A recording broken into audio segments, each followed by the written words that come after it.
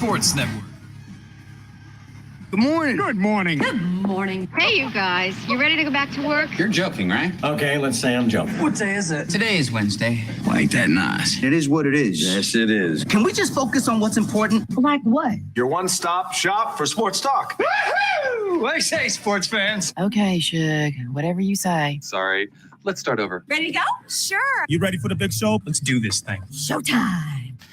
I hate this channel. No. Lunch Money with Kyle and Ray, presented by FantasyGuru.com. Well, imagine that you show up for one of the biggest interviews of your life, maybe the biggest interview of your life. And on that same day, you probably get some of the worst news of your life. We welcome you into Lunch Money. Kyle Ulfrich and Ray Flowers with you.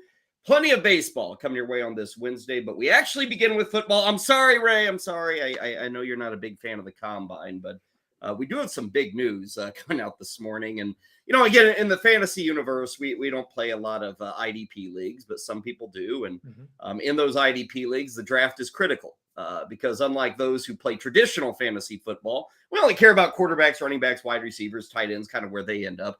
IDP leagues care about where these stud defenders end up. And one of those guys is a Georgia D tackle, Jalen Carter. And most everybody has Jalen Carter as the top draft prospect. Doesn't mean he's going to go number one because everybody's trying to get a quarterback, but he's kind of seen as the sure thing in the NFL draft. Well, Ray, this morning, that sure thing has become kind of a very unsure thing, and it deals with tragedy.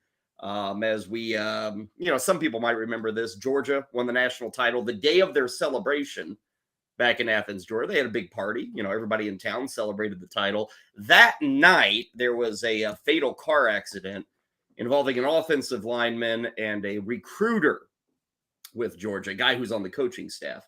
Ray, we found out this morning that perhaps there was racing going on at 2 a.m., and the racing did involve Jalen Carter, and an arrest warrant has been issued down in Atlanta to at least investigate it further. But that's one way to show up in Indianapolis, and I think he is actually meeting with the media today, or was supposed to, and that can put a big hurt on draft prospects, but also life prospects for Jalen Carter. Yeah, I don't want to lead off the show talking football, like you said, but I really don't want to lead off the show talking football for this reason. This is a tragedy, and you know, we'll get into some of the details here, but this is a young man that apparently made some really bad choices and ended up in the loss of life, and it's a tragedy. Yeah. Like I said, everybody thinks he's a stud prospect, and that's kind of beyond this. Now, no charges. We want to make sure no charges have been issued. This is for an arrest, which is different from a charge. He was there the night of the accident. Like, none of this was really known publicly until either late last night or this morning. The Atlanta Journal-Constitution put together an article. I find it pretty wild that it was only after the article came out that the arrest warrant was issued. I also find it wild, Ray, that Jalen Carter was at the scene of the accident. He returned to it 90 minutes after it occurred. His story changed a couple of times, but they let him walk. They said, no problem, okay. They said there were no signs of impairment. I will note the unfortunate deceased had many signs of impairment. I think the BAC was like 0.2. But Ray, they let him walk, and charges or arrest warrants didn't come until today. So I don't know. I always scratch my head when I see those things. I don't think Kyle Ulfrich would get that benefit of the doubt at 2 a.m. Returning to the scene of an accident 90 minutes after it happened. Yeah, as someone who has been handcuffed and put in the back of a police car for something they didn't do. Yeah. Was raised in a pretty affluent area, and not a high crime. And again, I've been thrown in the back of a police car in handcuffs for doing nothing. So the idea that there was something involved here, and they said, "Thanks, we'll talk to you later." I'm not a basher of the police department or the legal process or anything like that. My partner's a lawyer. I studied administration of justice in school, but no, this is not the way it would have worked if it was you or I, Kyle. You're 100% right about that. And there will be fallout. It's going to kind of take over the combine. Like we said, Carter was supposed to actually meet with the media there in Indianapolis. Today is kind of the first heavy day of action at the combine. I think the workouts officially begin tomorrow, but coaches and GMs have been showing up on Monday and Tuesday. Today's kind of set up for interviews. There's physicals and all that stuff going on the field stuff tomorrow and then through the weekend. But Jalen Carter has now kind of taken over at least the storyline today. And if anything emerges from this, we'll let you know. And honestly, it's very difficult to say, what does this mean? I don't know if it's even right to say what it means right now, but that is the situation and certainly going to be something big that will be discussed. So we wanted to get that out right off the top in terms of what we do here. There you go. There's the news. A guy who's a top prospect now has some legal issues coming from a fatality. And that was middle of January. Here we are on the first day of March. And we are getting news on that incident with Jalen Carter. Draft is still about, 6-7 weeks away. So a lot of discussion, a lot of debate, and a lot of news probably still to follow with Jalen Carter. On to better things, at least we hope, over the next 3 hours here on Lunch Money. Ray and I have got loads of baseball. Of course, spring training is up and at 'em. And Ray, it is the first day of March, which, I don't know, does that officially mean spring? I know we've got an actual date that's supposed to be spring, but I kind of think of March as springtime. I think I'm going to count it today that we've arrived where flowers bloom and showers come and baseball is played and warmer temperatures arrive. Yes. And as we were talking earlier in the week, I over at fantasyguru.com, the podcast is up today. The perfect draft plan. So this is draft month. We're officially calling it draft month as we start the month of March. For baseball, the points league rankings have been updated. Obviously, the rankings have been updated. So we are reflecting over at fantasyguru.com the fact that we are now starting. It is spring, all the good stuff. Let's move past all the bad stuff. It's baseball time. Let's go, Kyle. I know it doesn't roll off the tongue as well, Ray, but that's a big title there. The perfect draft play. Maybe call it the best possible draft play. The perfect, Ray, that is really something to live up to with that article. That might be the toughest article you put together all spring. Yeah, huh? well, we don't strive for third place at fantasyguru.com, Kyle. So we joked about it the other day. Like, there's no way to title it. And I said this in the podcast. It's impossible to be perfection, right? It really is, but that's the goal. So that podcast talks about how you could attempt to attain that. And that's what we try to do here on our show every day too, is be perfect. And I think you put that article together, and again, people can find it at fantasyguru.com, but you put it together every year, Ray. Mm-hmm. And I would guess it kind of changes every year. I mean, certainly the players do, but strategies change. Sometimes we don't get that in sports. Mm-hmm. But I think in baseball, man, it kind of started maybe 5-6 years ago with the game being played differently, with teams going about things differently, not just one or two teams, but like dozens of teams kind of embracing a new way, a new manner of playing baseball. Beyond that, I know the statistical revolution had been around for 15 years, but I feel it's gone to a whole nother level in the last 5 years, and it's on broadcast, and people know what they're talking about now when they bring up those stats. So we're and of course rule changes this year. Like, we're in a spot where the game is really evolving, and it's kind of a very quick evolution that we've had with the sport that we usually say, it's been the same for 125 years. It's really had a lot of change in the last half decade or so. It has. And, you and I have been doing this. Well, how long have we doing shows together, Kyle? Like 14 years? It's been a long time. Coming up on that. Yeah. Right thereabouts. Yeah. And starting at Blog Talk Radio, then at Sirius, now here at BSN, obviously over at fantasyguru.com as well. And, I don't remember all the conversations we had because we've talked an awful lot over the years, but I do remember, and you'll remember, and the audience will remember if they've been with us for a long time, that one of the big no's with Ray was rookies. No, not doing it. Not taking them early. It's a waste of time. And then the game started to change. Rookies got more opportunities. Rookies were more prepared. Rookies were more dynamic. And guess what? Ray's taking Corbin Carroll in the 6th round of a mixed league draft now. So, the thing, you have to change. And a lot of people seemingly don't want to change. You and I are, again, traditionalists. I got paper. I mean, you can hear it. I got paper. I got things I write stuff in every day. Like, I got a daily planner. I have a draft guide. Yeah. Like, I've got a thing I take notes on. Like, I'm old school, but you have to adjust. You can't go in with the same mindset with anything. that you had 15 years ago. If that's what you're doing, you're probably falling behind. It's funny as you bring that up, Ray. You talk about the years we've spent. I remember the early days, and Ray was at the fore of a lot of this stuff, and it was kind of new to me, honestly. 12, 14 years ago, where you hear this, you would hear things about how do you apply it to like fantasy sports. Back then it was like, what they do last year. Okay, well, this guy had 22 home runs. That's pretty good. He should get 25. You do those things. And I remember in the early days, Ray, like something that I feel we talked a lot about, say maybe a decade and a half ago, that I never hear anymore. Like line drive rate used to be talked about, didn't it, everywhere? And now I guess it's been replaced by barrel and exit velocity.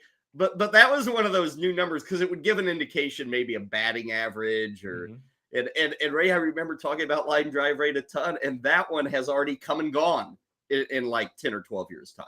Yeah, I mean, the idea obviously is the more often you hit the ball hard, the better chance you have of getting a base hit. The more often you hit it on a line, duh. Yeah. And so line drive rate was what we talked about. Now the barrel rate, it basically replaced that because it's not just about hitting a line drive. As you start to elevate the ball, if you start to increase the exit velocity, the results are the same, right? Line drive, double, home run, right? So it's one of those things like that you hear the term sticky a lot now. Like a barrel rate is pretty sticky, meaning that if you have success there, it's likely to continue.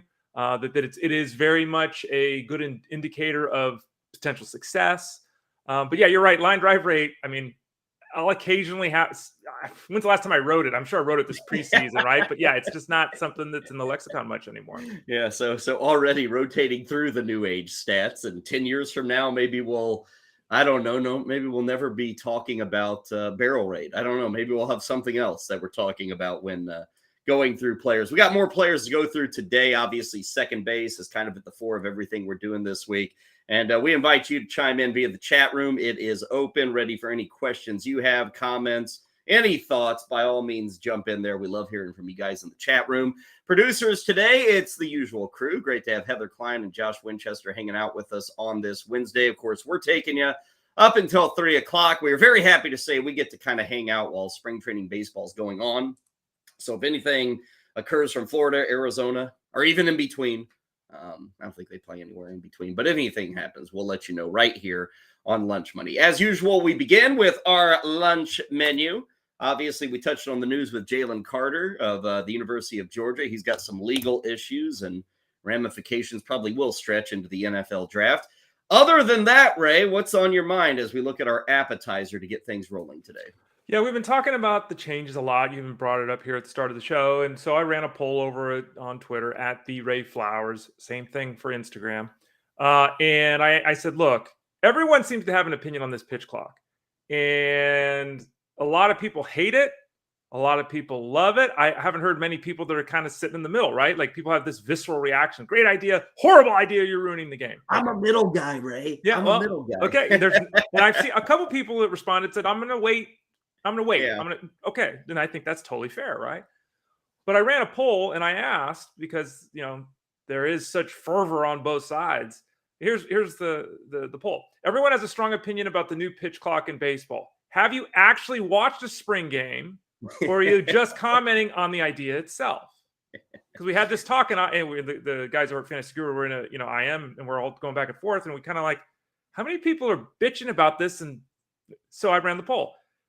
What do you think the results were? How many people do you think actually watched a spring training game to check it out? Well, you have a baseball heavy crowd, of course. Mm-hmm.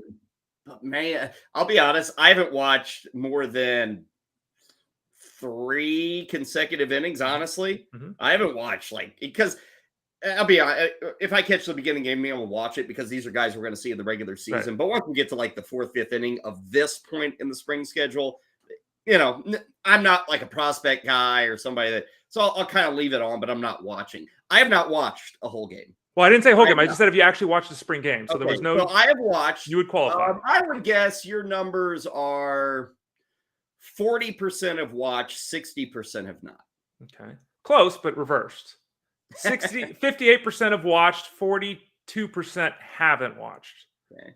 And again, I had a couple people respond saying, look, I'm going to give it time. I had a couple people say, I love it. It's great. I had a couple people say it's the worst thing ever. Like, and it's so fascinating to me because it goes right into that discussion we're having about having to evolve. And it's something we've talked about here on the show. The game has to evolve. And whether this is the right call or the wrong call, give it a chance. And there's no way it's a Twitter poll and you get an answer up or down kind of thing. So there's no way to know. But I bet you of the 42% that haven't watched, 90% of them are the ones that hate it, right? Like they just hate the idea of it. And, I've been reading a lot on social media. There's so much of this. The game wasn't broken. It was fine. The game is not fine. Attendance is down. Interest is down. That's a fact. Okay. In your household, it might be. In the real world, it's not. I heard someone write, it's America's pastime. Note the term past. It's not present or future. It's past time. Things needed to be done. And I'm all for making a change. I don't know if it'll work. Okay. But I do know this, that the idea that the players can adapt and can evolve is ridiculous. The players will absolutely adapt. People say, well, this isn't baseball. And I'm like, go watch a game from 1973. This is how the game was played then. So I just hope people, that don't like it, give it a chance. And finally, Kyle, I would also say this. I've seen a lot of people say, oh, they're just trying to fit this game into broadcast time. Baseball doesn't care if the game goes 14 hours, if it's an interesting, fun game and people care. They don't want it. They don't want it. They don't want it when it's slow and boring and people turn the channel and they go to get a beer and they never come back and they go walk their dog and the dog walk becomes 38 minutes instead of 3 because they don't have to get back to watch. That's what baseball's trying to accomplish with these changes. Yeah, it kind of reminds me of hockey in the early 2000s, Ray. There was no offense. It was all clutching and grabbing. And you'd have just a ton of 2-1 games, 2-0 games. And, there was nobody doing what Connor McDavid is doing right now. I mean, what Connor McDavid is doing right now didn't exist in the early 2000s, late 90s. You couldn't do it. They were letting defenders just haul you down. So what they did is they changed the rules. And it hasn't been an overnight sensation. It's kind of been a gradual uptick. Mm-hmm. But hockey, to those who say, oh, they're trying to fit baseball, hockey was the same length when there was no offense versus nowadays when there is much more offense. It wasn't anything of like, oh, we got to shorten the game to fit into a TV window. I think the idea of, a baseball game is going to go 3 hours and 10 minutes versus maybe we get to a point where we say 250. Is that going to make a difference? Not really. Yeah. It doesn't make a difference. Sure, we'd all like that, but Ray's right. It's the pace of play. It's putting the ball into play. And I think that also needs to be known here that this pitch limit, Ray, we see a clock and we think it is to speed things up but really it's to keep pitchers from being so far ahead of the hitters. I mean, in effect, this is going to make the pitcher's recovery rates between pitches tighter, more difficult. This is an anti-pitcher rule, really. It's what we've got here is you get the ball and let's fire it back in. You can try to throw 100. Go for it, Johan Duran. Johan Duran throws 101. That's his average fastball. 101. Can he do that? 5 straight pitches now? I don't know. And I haven't seen velocity readings. I think Duran at most has thrown maybe an inning and a half. But Ray, like that's an extreme example. Can that guy who is out of this world hauling it back and throwing it for the Twins at 101 on average? And the other pitches are high too. I guess curveball's like 89 and what was he got a split finger slider, but it's like 96. It's just silly stuff. But is he going to be able to do that with this pitch clock? And the idea is they won't, and that there will be, instead of at 101, it's 97. They have to worry, and who knows? Everybody wants to have, like you noted, Ray, a take right now. My take is down the middle. It's a little disorienting. Mm-hmm. I talked about this yesterday, or maybe it was 2 days ago. It's a little disorienting to see that clock, and it is sped up, and you're like, yeah, it's too much going on. But I'll be used to it by the end of April. Mm-hmm. Now, if the players are struggling to adapt, you're going to hear sky is falling stories, reports, and opinions, and all that. Hey, let's give it a run, man. Let's do something. I am not entertained by home runs, strikeouts, and walks. I'm not. Hopefully this creates more of that, and the other changes with it creates more of allowing us to see baseball, the other parts of baseball. Sure, home runs, strikeouts, and walks are a part of the game, but the other parts have disappeared. Those three results, those have crowded out everything else, it seems like, in baseball. So I'm willing, Ray. Like you said, they need a change. They need to do something. And I get it. Nothing that you change is ever easy. But for people who have already made up their mind, if it sucks or even if it's great, I don't think that's fair at all. I can tell you where I don't like, Ray, the idea of what we saw yesterday where the Orioles and the Pirates played without umpires. Last inning. Yeah. Half inning. Was that great? Only in spring training, I hope. For those who missed it, the top of the ninth went. The game was over officially. Was it the Orioles? They wanted to get work for their pitchers. Right. So the umps left, and the Pirates and the Orioles played another half inning of baseball with no umpires on the field. Yeah. Catcher called strikes like when we were kids, right? Well, yeah, and I think that, I mean, a lot of people, to me, it's very fascinating because whenever you make a change, right, it's a bigger deal than it likely is, right? Because it's a change. Like I've suggested, other people suggested moving the mound back, and people freak out. It's like, well, you got to do something. You can't have every guy throwing 100 miles an hour and everyone's striking out. Like that's not, People need to remember that the game used to have the pitcher's mound at 50 feet. And Ray, the height of the mound. I've said this to you before. I don't understand why we've been unable to even that never even comes up of lowering the mound. That's what they did famously 55 years ago when offense died in 68. They lowered the mound, right? I never hear that. And that is something nobody would notice. Nobody would notice. But when you take away some of that leverage, you take away the advantage to the pitcher. You do. And, yes, totally true. You're the pitcher 1968, which we're basically at those levels now, right? Except with home runs. The game was different. There used to be 50-foot mound. You used to have to throw the ball to where the batter wanted. Go back and look at the history of baseball. You had to throw it underhand. Then they kind of little sidearm. Then it was eventually overhand. It used to be foul balls were strikes. It used to be, what was it? Was it 5 balls, not 6 balls? Like the game has changed forever. The game is always changing. It's always evolving. And the idea that, we're just going to let things go. And we run into this in all the sports. So you mentioned hockey, and there's been that talk about hockey. The guys are so fast and strong and everything. The ice is getting tight. You see it on the NBA court. It's getting tight. These guys are such phenomenal athletes. Football, too. They're such phenomenal athletes that they're running out of space. So you hear some talk of going to the CFL size field. You hear some talk of going to the Olympic ice.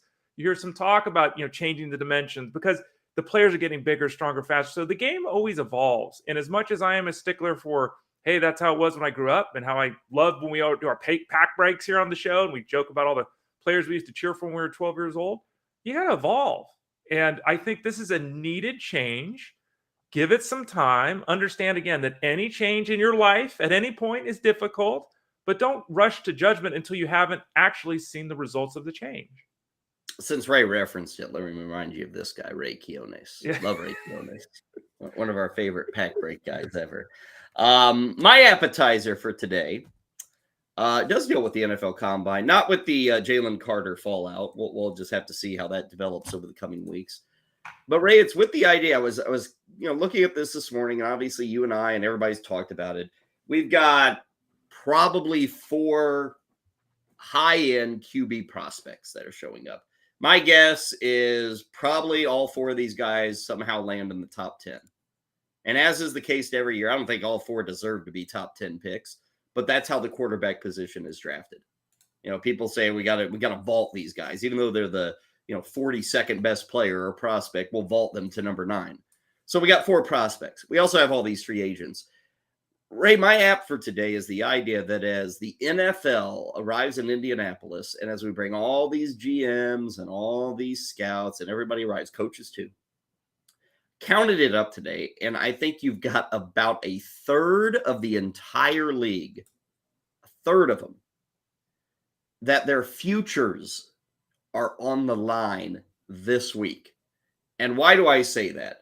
First off, we know there's a need. Who are those 10 teams? Let me run through them.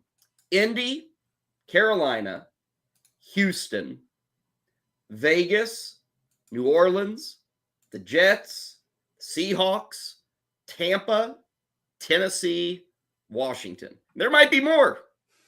Those are 10 that are easy to come up with. So, Ray, that's about a third of the league, 10 of the 32 teams. And I say the future's on the line this week. Okay, you're going to look at these 4 prospects. Are any of these guys we're drafting, trading up? Can they be the future? There's that question. Right. There's the other aspect. Derek Carr is in Indianapolis this week. Does he fit for us? Is he a great bridge for 4 or 5 years? You got the Aaron Rodgers situation. Aaron Rodgers came out and has said, well, how do you word it, Ray? The answer is inside me. He doesn't want to string people along, but the answer's inside him. Let it loose, Aaron. Let it loose. San Francisco could be a team. They don't know what they're doing at and Ray, these are decisions like you may be allowed to miss once on the QB. You're not usually allowed to miss twice. You lose your job. And there's a lot of GMs and scouting personnel and executives and coaches that their job is on the line this week as they try to figure out this free agent, that draft pick, this guy, that guy, trading up all these moves. We seemingly have, 4 or 5 of these every year, but this year we got 10 or 12. There's a lot of teams right now making big time decisions at quarterback. And it sounds kind of far-fetched, Ray, but it just boils down to the importance of this position. Your entire future as an executive in this league is driven by who's your quarterback. Yeah, it really is. Like you're done if you can't find that quarterback. So just wanted to point that out. We kind of joke about the combine and what occurs, but there are jobs on the line this week, Ray, with decisions and takeaways from what goes on in Indianapolis. Yeah, and it's fascinating to think broad picture too with the position because the quarterback, the rules are set in place to be a quarterback of the highest level of success at a rate we've never seen. You can't touch the quarterback, you can't touch the quarterback, can't touch the quarterback, can't touch the receivers, flags all over the place. Like all these guys should be having success. And while in the recent past, we've seen a ton of offense from the quarterback position, I would state, I think pretty clearly that 2022, the quarterback play overall in the league was like it wasn't very good. And there's never been a time where it was set up to have more success than right now. So the fact that it was last year means there are a lot of teams that need to do something. They need to work with the guys they've gotten and coach them up. They need to get the systems in place for these guys. They need to draft new replacements. They need to make signings on the free agent market. There are, simply put, not enough quarterbacks to go around. It's just not. There aren't. And it depends how high profile. Like if you like Zach Wilson, you draft Zach Wilson, and right now it looks like utter disaster. Right? It looks like Ryan Leaf 2.0. If you do that as a GM, I don't even know how you hang onto your job doing it once. Like it's one thing to say we blew the 15th or 17th pick, but when you blow an elite level top 3 pick at a quarterback spot, it sets your organization back. It sets everything you're trying to do back, and it makes it damn difficult to keep your job. Well, and like I said, sometimes you get a second chance. With Wilson, Ray, the second chance is maybe we can get Aaron Rodgers. And we still keep Wilson and we develop him. The other part of that Jets equation, they appear to have done fairly well with their coach. The defense is things are getting better. Like the Jets are better than they were 2-3 years ago, despite the QB miss. But that pressure is on finding the QB now. Because if they go into next year with Zach Wilson, that team's probably finished. They probably are. They're done. And then guys lose jobs. Then it's like you didn't find the guy for 2023. Sure, we can talk about Wilson in 24, 25, but we need a guy now. This team's ready for the playoffs. It's year 3 with Robert Saleh. Let's get in the playoffs. And so they can't have Zach Wilson. They got to find another guy. And that's what they're trying to do, and a lot of teams trying to do in Indianapolis. That will lead into our main course. We'll have some more on the combine, kind of talk about those situations with quarterbacks. One of the big things this week is trade discussions that will absolutely take place regarding the Chicago Bears, who have that number 1 pick.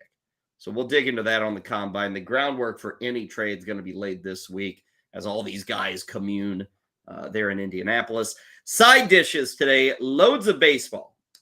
We have injuries now, not to the level of Joe Musgrove or Tyler Glasnow, but we got more injuries that we'll talk about. We also have more on second baseman. Yesterday, we talked about the surprises of last year, kind of looked ahead to 2023 for those guys. We go the opposite today. The letdowns of last year. And Ray, I didn't realize this till I started putting the list together last night. We've got 3, 6, easily 7 dudes who were going in the top 15 at second base last year. Were fairly big letdowns. like guys who were at the top, guys who were supposed to be upper end second baseman. A couple of them are still considered that, like last year's. But a lot of these guys, Ray, have fallen a great deal. Like, we're looking at the Merrifields, the Martes, the Muncies, the Indias of the world. These guys were all considered, I don't want to call them sure things, but very solid things last season. And second base was kind of a letdown in 2022 for those top end guys. Yeah, and it's an interesting position, as we've been discussing all week, how you can find a little average, a little power, a little speed. There are options around. There's guys that are costly. There's kind of a middle tier. Then there's the dumpster diving. There are the youngsters. There's the old guys. There's the mid-career guys. It's a really fascinating position. And as we both have basically said, the way you play the position is likely dependent upon A, your league setup, and B, how your team is coming together.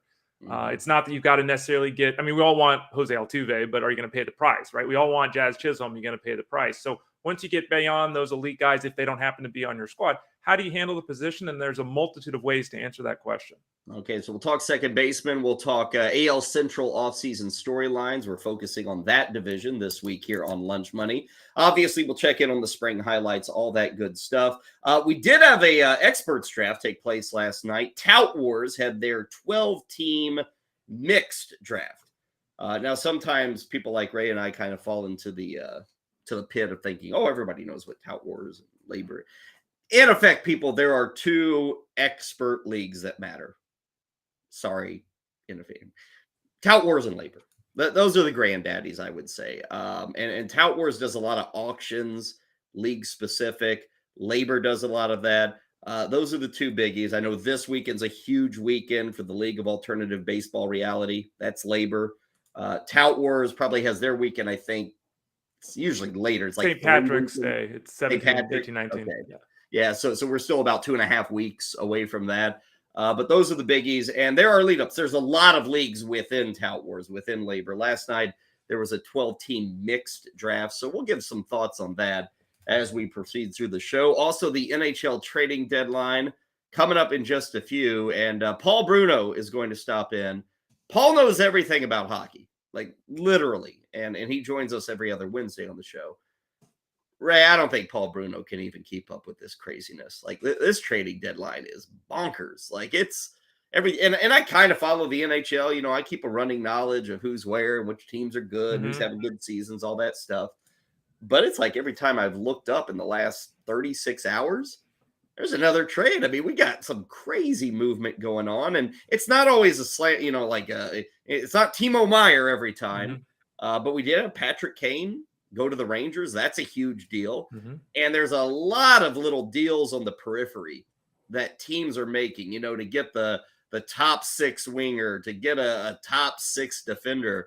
It's fun times if you're like an NHL diehard with all this movement going on. Yeah, there have been times in all the sports where the trade deadlines are pretty active. There's been other times where they're quiet, right? We all get disappointed, but it certainly seems like the NHL is intent on this one being one of those that you remember. Lots of moves, some big, some small, as you noted, and we'll talk to Paul Bruno about some of the particulars with it. Yeah, maybe we'll have more trades as we near the deadline. So we'll get to that in hour 3, Lunch Hunch as well, which reminds me of our bet du jour. I am 2 for my last 2 in over-unders in the NBA, so I'm going to try to make it 3 in a row. Hit an under 2 nights ago on Philly, Atlanta. Hit the over last night on that game. Who was it? It was 240. I think it was, golly, can't even remember. Oh, Indiana, Dallas. Number was 237. I think they ended up at 246. So hit the over. Today, I'm going with an over. We have got the Portland Trailblazers hosting New Orleans. The over-under there is 232.5. Give me the over. Now, that actually is plus money. Plus 105 right now. That number probably is going to change as we go throughout the day. Both teams have scoring, and both teams don't play defense. And if you look at recent history, they've been going over. I think Portland's over in 5 of their last 7. Portland's the home team tonight. They've been over in 19 of 31 at home. Indiana, who's the road team tonight, they've been over in 19 of 31 on the road. So, like, this just screams over. For the most part, Portland's trying to get into the playoffs. Indiana a bit too. But these teams shoot. They don't defend, really. So, Portland last night didn't look very good in Golden State. There's always fear on a back-to-back, but because they were beaten by the Warriors pretty handily. A lot of those guys like Lillard, Jeremy Grant, they got to sit in the fourth quarter last night. So they're not gassed by any stretch. So I'm going the over 232.5 on that NBA game tonight. Pelicans and the Trailblazers. Dessert. The old-fashioned way of protecting your house. It's getting pricey. It's getting really pricey. Ray, you and I don't often see eye to eye on animals, Right. pets. Right. We might just see eye to eye on this story. We might. Speaking of that, my puppy, you can find on Instagram at Ollie Aussie Dog, is right beneath my desk, making it difficult for me to sit comfortably. We did just post it's not the anniversary of it, but basically his coming home. There's a little video on there if people want to check it out the day we got him and everything. But yeah, he's here right now, and I don't know if he would be useful for much more than fetching, herding, and being a good puppy dog friend. So I don't know how he would play into the discussion we'll have at the next doggy poker night, which according to that painting we've all seen, they play poker pretty well every week. Right. Maybe he can set up a fantasy league. If he's going to sit at your feet for the next 3 hours, he's going to learn a lot about fantasy baseball. Fair point. He'll have an edge on the competition there. Those bulldogs and schnauzers, they're not going to stand a chance against Ollie in the draft. Who is in that photo? Yeah, pull up that famous photo of the dogs playing poker. It's got to be a bulldog, maybe a German shepherd, maybe a wiener dog. Wiener dog's got to be there somewhere. There's a bulldog. I don't know what that is. A mastiff? I don't know. It looks like it's a it's a border collie. It's not an Australian shepherd because it's got a tail, I would assume. Some kind of terrier. The pug's back is to us, I believe, something like a pug. So yeah, there's that's an interesting here. Oh, here's one of them playing pool. So there's riffs on it. Here's one of them you're playing, looks like Baccarat or something. They don't have a picture though of dogs at a fantasy baseball draft. That's not anywhere. Not that I'm seeing. We need to make that, Ray. What are we doing with our lives? We're here in the last week and a half, we've been trying to come up with money-making ideas that are easy. Ray, why haven't we created a print of, like you said, a riff on the dogs playing things in their pastimes? Mm-hmm. We got to do a dogs doing a fantasy baseball draft. That needs to be done and offered to the public. We got Paul Rudd drafting Hideki Matsui and knocked up. So we have, but yeah, you're right. We don't. Maybe I'll get to that. I'll speak to our tech person. Ray, this will bring your two loves together. It's actually a really good, not a bad idea, Kyle. Yeah, I think so. And you just trademark it quickly. Right. You print 4,000 of them and you sell them like hotcakes. Put them in, putting websites everywhere, all these fantasy websites. Right. People are crazy for dogs. Look at Ray.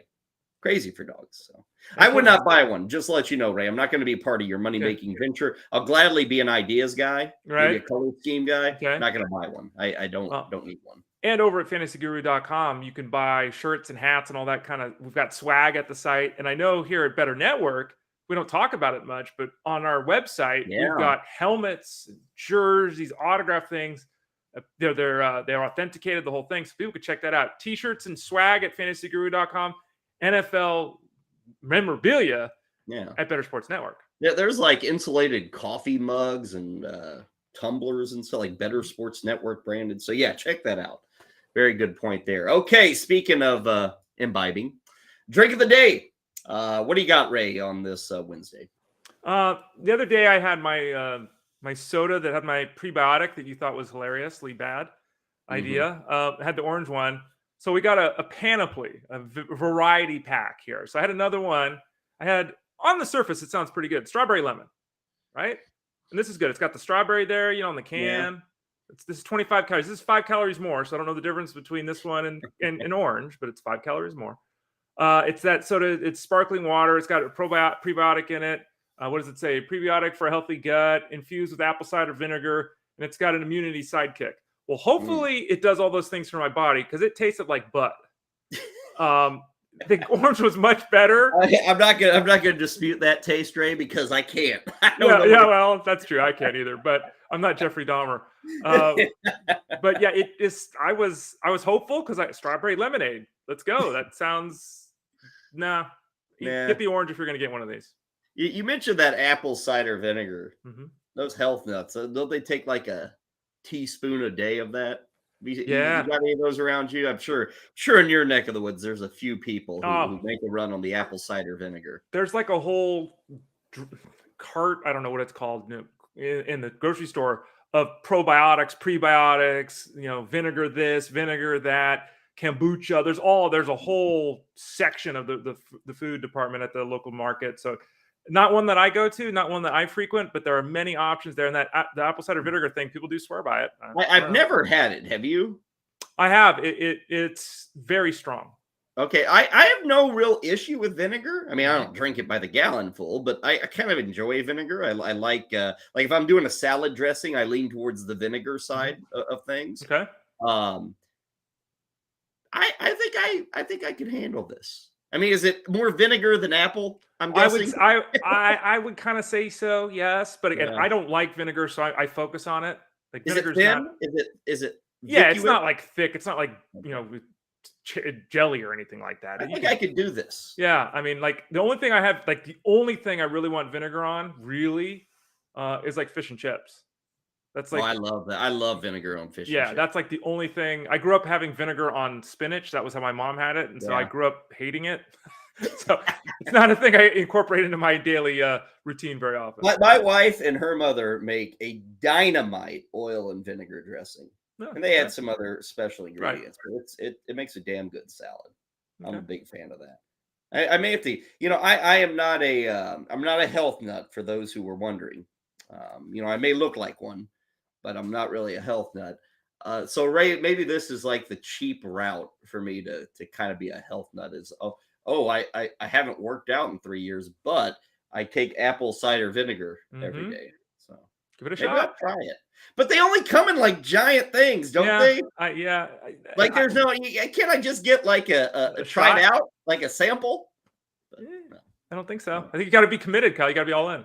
Well, I can't go that all in on the first date. Okay, we got to take it easy. I want to build up to that point. So, our boss here, Matt Deutsch, he says he's crazy for it. I'm not surprised. Well, that's no surprise. I mean. Now, if I start getting as energetic as Matt because of this apple cider vinegar, I'm going to have to scale back. Yeah, exactly. Drink a little less. There's a good point there, Ray. If I hate the stuff, I can just mail it to Matt. Sounds like he'd drink anything out of the mailbox. So I can send it his way. He'd gladly accept it. My drink of the day. Today is March 1st, as we noted. Today is also National Peanut Butter Day. So, Ray, believe it or not, there is a peanut butter and jelly cocktail. Wow. So I'm going to pass that along here. Okay. A PB&J cocktail. I have never had this, but I stumbled across it being National Peanut Butter Day. Okay. There is a peanut butter whiskey. Some whiskey purveyors make a peanut butter flavored whiskey, which actually sounds pretty good. And there's a few brands out there. So you put the peanut butter whiskey, a dash of salt, kind of cut down on the sweetness here, and then simple syrup, like jelly simple syrup in there. So it's a very simple cocktail. But Ray, for those who want to celebrate National Peanut Butter Day, that's a way to do it. Number one, I had a peanut butter sandwich for breakfast. Hilarious. I had no idea. So I'm actually on brand. Number two, I did a quick research here, and I think that we have you're correct, but not quite correct. It appears National Peanut Butter Day is January 24th. Oh, come on. March 1st is National Peanut Butter Lovers Day. Oh, Lovers Day. So there are 2 days on the calendar all about peanut butter. So today is only if you love peanut butter, you That's should what participate. I'm seeing. Yep. Oh, woo. Ray, that is a strong and well worth it clarification. I'm glad. I don't want anybody coming out. It's not National Peanut Butter Day. That's January 24th. Wagging their finger at me.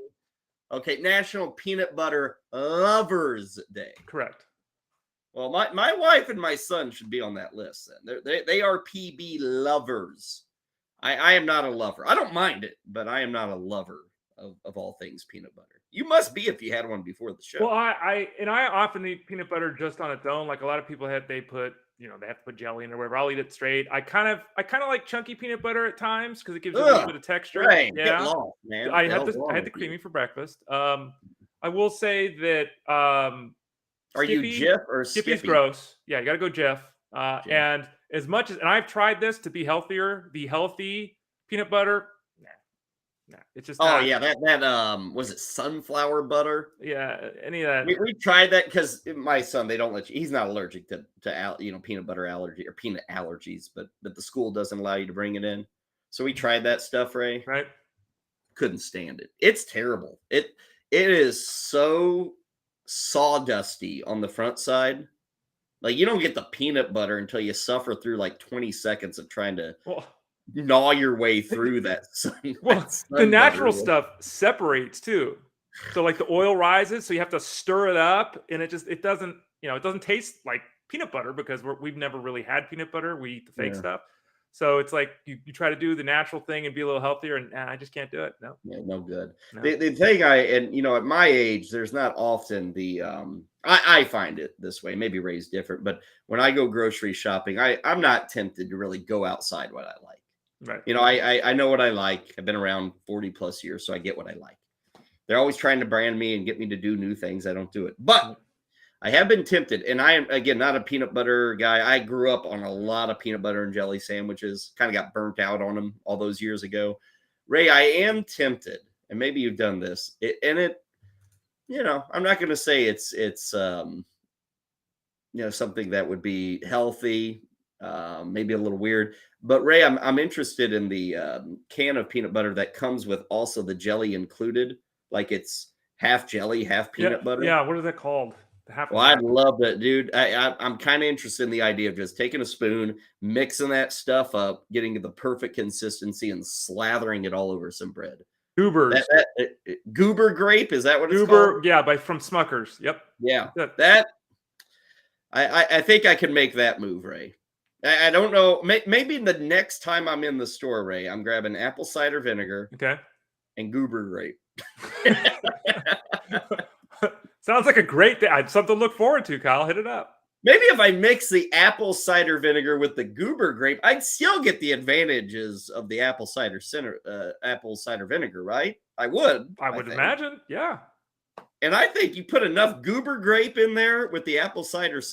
I am stumbling onto something, Ray. Now you have created something, Kyle. Now, I don't know what that's going to taste like. Vinegar with jelly. Probably but crazier things have existed. For instance, mayonnaise. Oh, mayonnaise is so good. Mayonnaise is good, but it's pretty crazy. It's got to be the real mayonnaise too. You can't have the fake mayonnaise.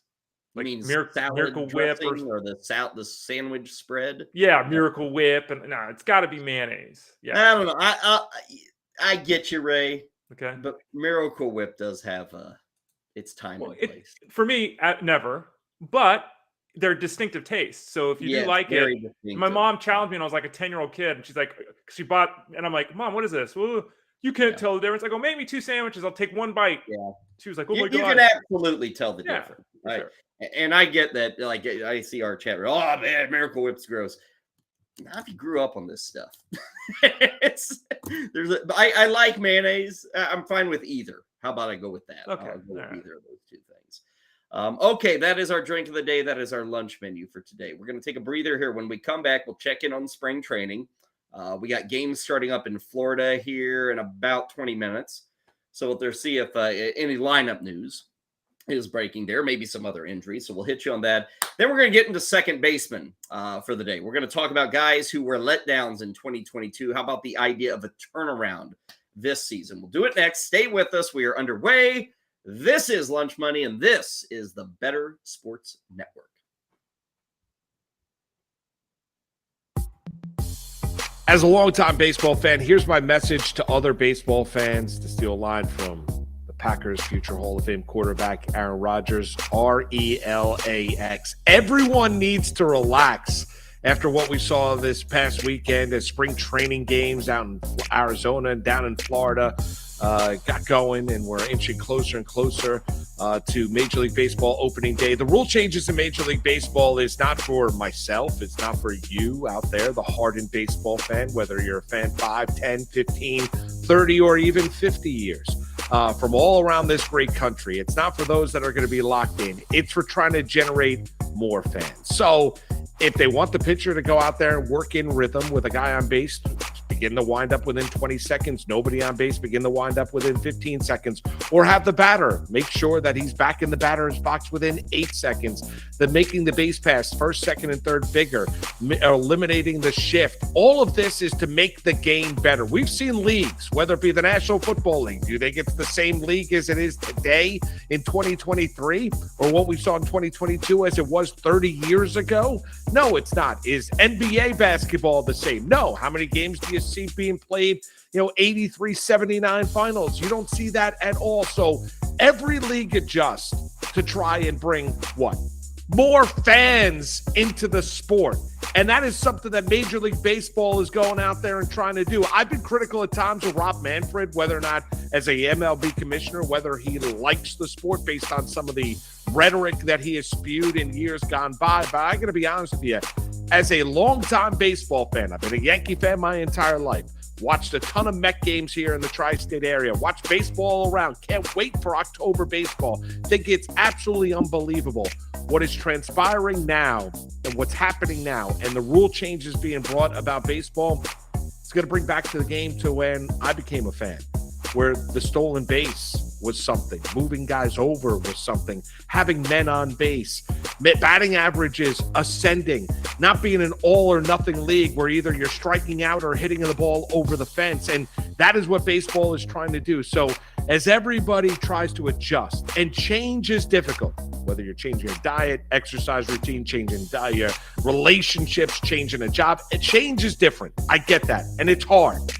But let's take a step back. Let's understand what Major League Baseball is trying to do here. And they're trying to repopulate or repopularize the sport. That's what they're trying to do. They're clearly the third most popular sport in the United States. They want to make it less regionalized. This is the way they need to go about doing it. I'm all for it. For more content like this, download the Bettor Sports Network app or go to bettorsports.com.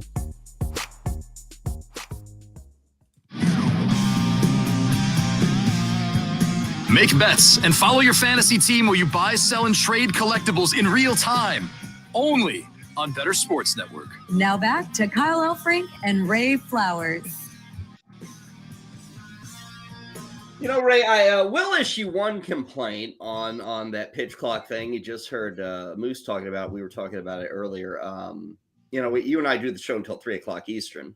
At 4:00 Eastern or 3:00 Eastern, by the time you and I sign off, some of those Arizona games are like half done.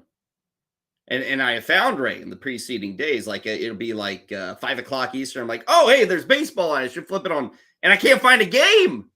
Now they're too fast, Ray. It's not fitting in with my schedule here on the Bettor Sports. It takes adjustment, yeah. And I think that, we were talking earlier about the length of games and, whether it's 3 hours and 10 minutes or 2 hours and 50 minutes, it'll be nice to fit it to realize what it is, right? If it's 240, whatever, you'll get the new routine. I've heard some people say that, I turned the game on, I was in the third inning. What? So yeah, it's going to take some time. We'll get the groove. We'll all find the groove. It'll work out. Yeah. Dodger fans are not going to enjoy this, Ray, because they used to show up in the middle of the second. It's going to be the middle of the fourth inning when they show up. It's going to throw off everything for those LA commuters with trying to get to the game. Good to have you back on Lunch Money. Underway in the next 10 minutes. We've got a slew of Florida action coming your way.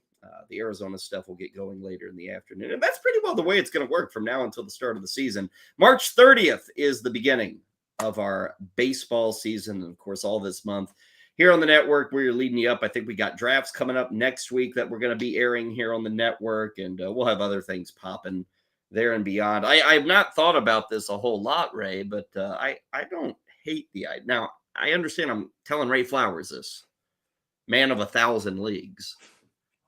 I don't hate the idea, Ray, of you and I getting a Lunch Money league together. That might be kind of fun. People ask all the time. Someone wants to do a Ray Flowers Invitational where I'm not even in the league. So you'll come there and announce the draft. I guess, yeah, I don't know. But no, to be honest, because that's how I am and how you are, and we want to be that way with the audience. The Tout Wars draft wasn't last night; it was actually yesterday morning. That is my league in Tout Wars. and I had to turn it down because it was held the same time our show. So I have an opening now because I don't have a Tout Wars League team this year, Kyle. So Tout Wars, I know it's been around 35 years, right? But who cares? BSN, like the lunch money, year one of the lunch money league, right? So I have an opening if we need to fill it.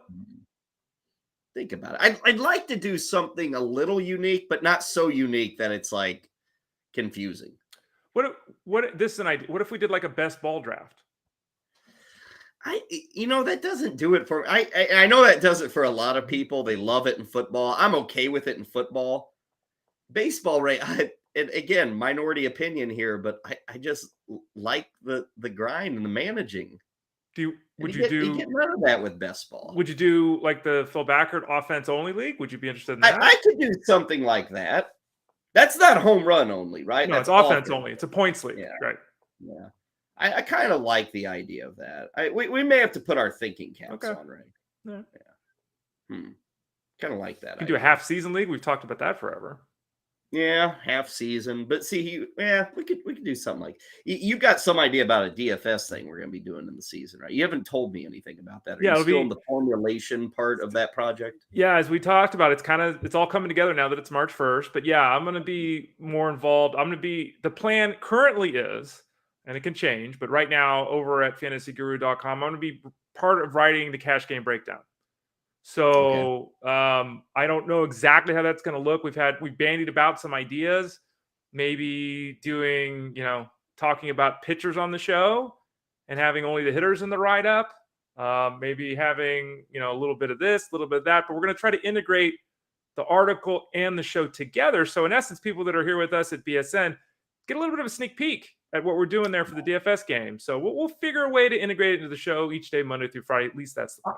I'll add one thing on that, right? And you've probably already discussed this. For our purposes, me and you, like on this show, we should probably maybe focus on pitching just because that's set going into the night. Whereas the hitting in the lineup, we won't get that until later a little bit. Yeah, that was my thought too, because the night before we can start to look at pitching in the morning if something drastic breaks, but we don't have to worry about the lineups as much. And so that was kind of my lean too because of the time of the show, Kyle. Okay, so more on that. We will be your home for a lot of DFS discussion as the baseball season starts. And of course, we got daytime baseball action once the season begins, so we can kind of talk about lineups, who's in, who's out, good matchups, all that good stuff. That is for the future right here on the Bettor Sports Network. For the present, we're going to talk some second baseman. Did a lot of this yesterday with surprises. Now we go to the other side of the coin that Ray is much more adaptable to, the negative side of the coin, the guys who let us down. And like I said earlier, if you look at the letdowns at second base last year, you're going to find a lot of guys who were going in the upper half of drafts. They were going certainly in the upper half of this position. In fact, I stopped looking for disappointments at second base after like the first 20 names of last year because I already had too many. I was like, I can't do a 40-minute segment on all that. So I just kept it to the top guys. Near the top, Ray, at second base, Trevor Story. Last year, Trevor Story was coming in at second baseman number 3. Now, he had shortstop eligibility, so on and so forth. But he did nothing but second base last year. But the problem was that first year in Boston, Ray, full of injuries, and now we have more injuries. This is a guy, Ray, that's tough to have faith in at this point. He's not going to be back for a while. The career has kind of slid into averageness, where there's still moments and the steals and the homers. But, man, you just can't trust this guy for games played anymore. Yeah, I mean, if you look at last season, 94 games played, 16 home runs, 13 steals. So we're talking 25-20. Would have been fine, right? But it was 94 games. There was injuries. And he was like the best hitter in baseball for like 12 days. And the rest of the time, he just stunk. So it was extremely uneven. Now we've got the elbow issue. I talked about this and wrote about it over at fantasyguru.com in my labor write-up, which is free for anyone to read. It was a 15-team mixed league. 15-team mixed league, I took Trevor Story in the 29th round. No one even drafted the guy. And this is in a league where we have IL spots. My thought was, well, if I get him back in the second half of the season and he's the guy he's been, I'm cool. And if not, well, okay, it's the last pick in the draft. But 15 quote unquote experts passed on the guy the whole draft. So there's very low expectations for him coming into this season, particularly because coming back from the elbow injury, we just don't know. Is he back in June? Is it July? Is it August? Is it September? About all they have said is that they expect him to play this year. So what the hell does that mean? Leaving Colorado has not turned out to be the bounty of production that we were hoping for. Mm-hmm. I think where you took him, Ray, is totally fine in that setup where you can just slot him to the IL. Now, you may get dozens of injuries in April and May, and you have to drop Trevor Story. But to take a shot that late, I'm fine with. But again, last year, it was like you had to take him in the first 5 rounds last season. And now he's practically free. I'm not a huge fan, but Ray, there is power in steals here. You know, that there is something where you can say he does something at second base that not a lot of guys do. There are guys who steal, but they don't hit home runs. Right. There are guys who hit home runs, but they don't steal. And it'll be tough to get the totals for Story just because he's going to miss so much time. But as a guy to grab and stash in the 28th round, that's kind of the sweet spot for Story. Yeah, and if you don't have IL spots, again, it's very difficult because you're wasting. And what you do is you draft that guy, and then 4 weeks into the season, when you've got 3 guys hurt, he's the guy you let go. So, I would only recommend drafting him at this point, given what we know. Mm-hmm. If you have a league that does have IL spots, if it's a keeper league, dynasty league, those things, right?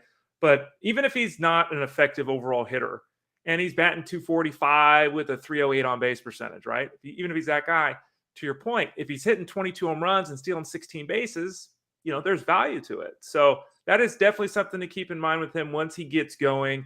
The fact that, yes, it's no longer the salad days of Colorado. Yes, there are concerns, but he can still be a productive player despite being wonky.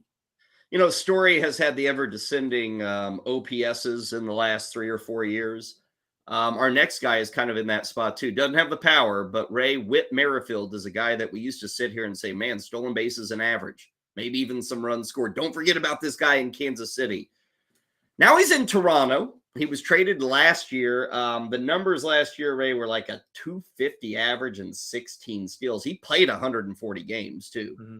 I mean, to see this kind of fall off from Whit Merrifield, especially on the steals column, kind of caught me off guard. And last year, Merrifield was a guy 4th at second base. Now, Ray, he's around the 20th second baseman going off boards. Yeah, he's had a really interesting career. He's 34 years old already. And for some people that might make sense. He didn't emerge as an everyday player until 2017. So it took a while for him to get there. He's not made a lot of money. He's made like $35 million. Like, for the type of player he's been, he's kind of one of these rare players that's kind of slipped through the cracks. And he played 139 games, like you said. But look at the last 4 years previous to that, he'd missed a total of 4 games. And last year, it wasn't just injury. Last year, it was he got to Toronto and they didn't play him every day. They didn't. He had 1 stolen base in 45 games up there. Yeah. Wow. And, the thing with Merrifield that always stood out was the fact that he played every day. And because he played every day, the numbers were good. He's not a player that, especially the last couple of years when his batting averages started to fall, he's not a player that stands out in any category other than the steal column. And you only get there by playing, right? He's not a speed burner. He's not Alberto Mondesi. He's a guy that, picks his spots and steals a base. And what we saw last season was not appreciably different than the previous year in terms of his pace, right? The numbers were down because he played a few less games and it was a little bit slower, but it wasn't appreciably different. However, his batting average has gone down 5 straight years. His on-base percentage has gone down 5 straight years. His slugging percentage has gone down 3 straight years. So he's just not the hitter he once was. If he can get that games played back to 150, if he's in the lineup every day, last year was the floor with the ability to be slightly better. You can't expect him to go back to the level of 40 steals. That was a standout number given where he's at in his career. I think the Blue Jays are planning on playing him most days, but he is more of a guy right now that you kind of hope on than the guy you used to bank on. I've kind of bailed on Merrifield. He was never a guy who really fit my strategy, so it's very easy for me to fade him. The other part I don't like here, Ray, is you mentioned games played and being on the field. In this lineup, he's not cracking in Kansas City, he's top of the order. He's hitting number 2, lead off. Toronto, I don't see it.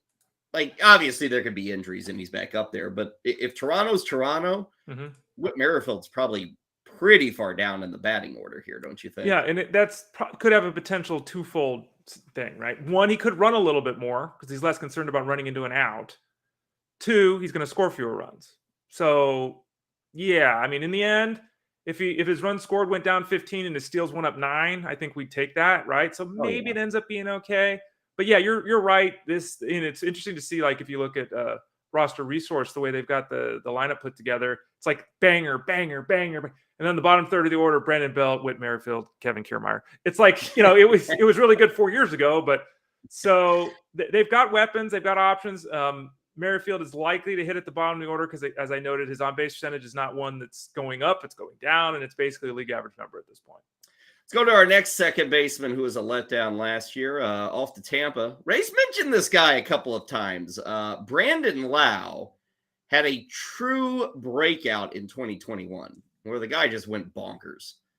Ray, last year, a totally different story. There was missed time, missed games, all of this, and it's kind of wild to look at Lau with the Tampa Bay Rays, and you see that he's got one season, Ray, where he's even played 90 games. We're still trying to keep this guy on the field to maybe get a truer picture of what he can really be. Because I don't know, that just screams career year 2021, like those numbers and those totals.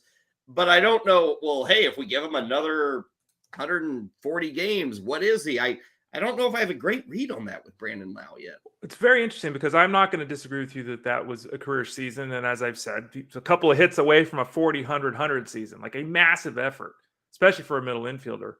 He had an 863 OPS that year. The previous 2 years, his OPS was 876. It was actually better.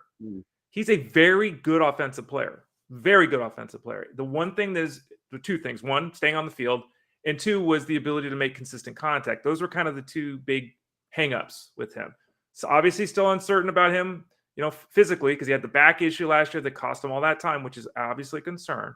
But I was very heartened to see that last year his strikeout rate went down about 5%. It was the best mark of his career. His strikeout rate last year was only 0.5% above the league average. So that's a significant change. If he can keep that strikeout rate at league average and keep doing what he is doing, maybe the 230 batting average is 255. And, if he stays healthy, he's hitting 255 with 31 home runs. All of a sudden, that's a guy that, based upon your draft day costs this year, you're going to be happy that you're rostered. Lau was a top 10 second baseman last year. We still have another top 10 second baseman from last year. It's up in Minnesota. Now, unlike the guys we've talked about, Story, Merrifield, and even Lau, those guys have kind of paid a price, if you will, for their struggles. Jorge Polanco, Ray, not really paying a price. He is still kind of in the top 10 right now at second base. Last year, I guess we could just look at him and say injuries. He did miss a ton of time last season. Played 104 games the year before. He was at 152. That year before, Ray, I mean, okay, give it up for Brandon Lau. Give it up for Jorge Polanco. I mean, that I don't know how many people even now remember. He had 33 homers and 98 ribbies. He had 11 steals. The dude hit 270. Like, again, maybe we were looking at an all-time year for Jorge Polanco.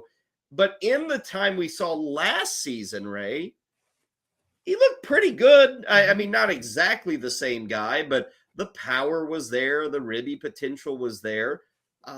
Boy, you give him 150 games, and I don't know if we have 30-90, but we probably have 20-80 for a guy like Jorge Polanco. Yeah, and Polanco came up, and he was a good defensive player who kind of, moved the ball around the field, had a little bit of power. Okay.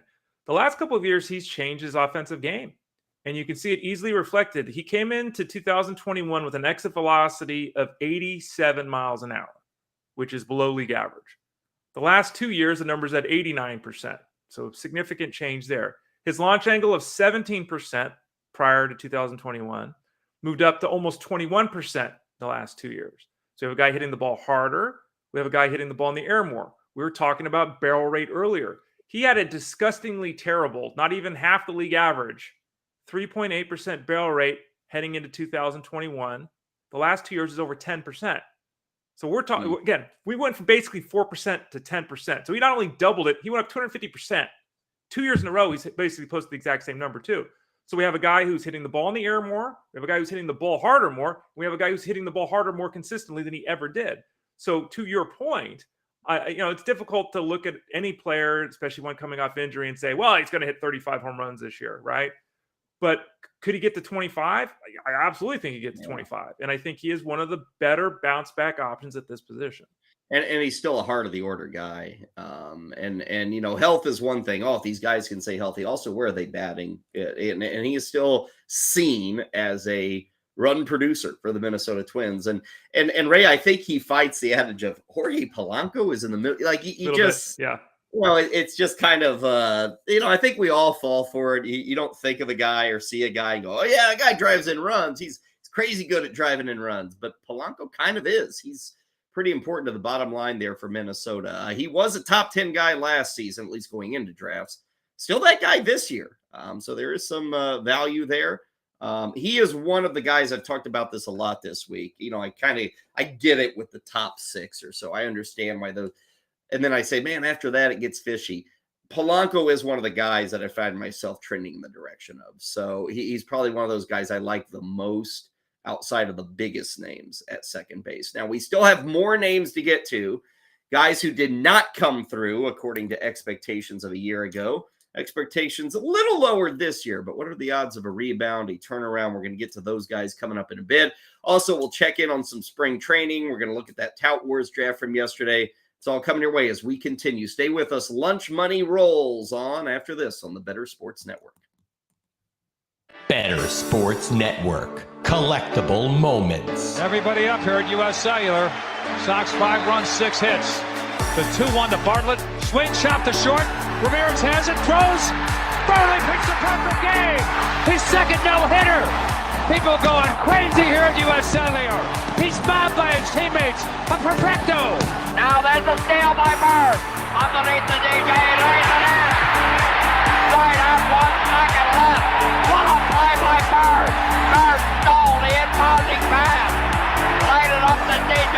DJ laid it up at him. And Boston has a 1-point lead with 1 second left. Out of the I formation on first down. Peterson to carry, looking for running room on the right side, has it to the 25, across the 30, across the 35, and out of bounds at the 40-yard line. Adrian Peterson has just gone over 2,000 yards for the season, the 7th man in NFL history to cross the 2,000-yard mark. Well, a thundering ovation for number 66, Mario Lemieux. Just the emotion I'm sure Mario is feeling in this place. You don't appreciate something until it's gone, and it's so great to have Mario back. Yager turns around. Over to Lemieux. Mario Lemieux, his first goal in his comeback here tonight at the Mellon Arena. And the Penguins lead 3-0, and he is smiling like a butcher's dog. Mario Lemieux. Oh, the band is out on the field. He's going to go into the end zone. The Bears have scored, but the Bands are out on the field. Pearson moves in front of the STP does. Petty comes back to the inside. They almost touch as they move down low in the bank, and they're going to be side by side as they exit the bank and head for the finish line. Richard Petty goes back in front. They both spin. They're in the wall. Petty is slamming into the wall. He's coming down toward the finish line. Will he make it? Pearson is still running. The winner is car number 21. An amazing finish. Richard Petty's car demolished the front end as well as car number 21. An unbelievable finish. A terrible crash. David Pearson has won the Daytona 500. Leitner catches, comes down, dribbles, shoots, scores! Christian Leitner has hit the bucket at the buzzer! Pitched by Downing, swinging. There's a drive into left center field. That ball is going to be out of here. It's gone. It's 7-15. There's a new home run champion of all time, and it's Henry Aaron. The most valuable player is Magic Johnson. 42 points, 15 rebounds, and 7 assists. He starts at center, plays forward and guard, and leads the Los Angeles Lakers to a world championship 123-107 over Philadelphia. Whether you collect sports memorabilia, fantasy championships, or winning bet slips, talk about it on Bettor Sports Network.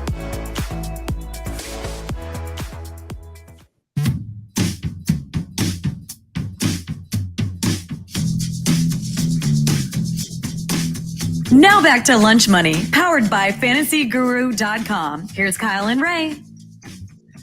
I promised you updates on the spring training action. Here's the update. We're just starting. 6 games, no scoring yet. So nothing to update you on with those 6 games taking place in Grapefruit League play. Kyle Ulfric and Ray Flowers with you. Now, there are things off the field to update you on. Unfortunately, injuries off the field to update you on. Just got some word, Ray, on Brendan Rodgers, one of Ray's longtime favorites, and also Jose Leclerc of the Rangers. What's going on with those 2 guys right now? Yeah, and Jose Leclerc's teammate Nathan Eovaldi. So let's just hit all 3, Kyle. Nathan Eovaldi's got left side soreness, is not making his next start. Oh, here we go with him. Jose Leclerc, the potential closer for the Rangers. He's got a neck issue. We'll see what that means.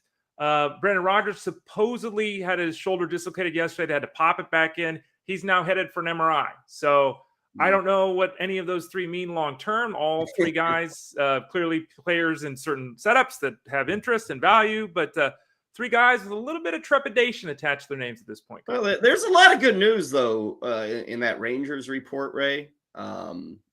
Neither of those injuries is Jake DeGrom. So that's the good news. You got to look at that silver lining. But Nathan Eovaldi is the poor man's Jake DeGrom, right? Yeah. And now is that going to work? They spent money, Ray. They've got names, but it's like a bunch of guys who, in the moment, if you know they're starting that day, you like your chances. You say, yeah, I'll take my chances with Nathan Eovaldi. I'll take my chances with Jake DeGrom or Martin Perez. But like you look at that rotation, John Gray's included.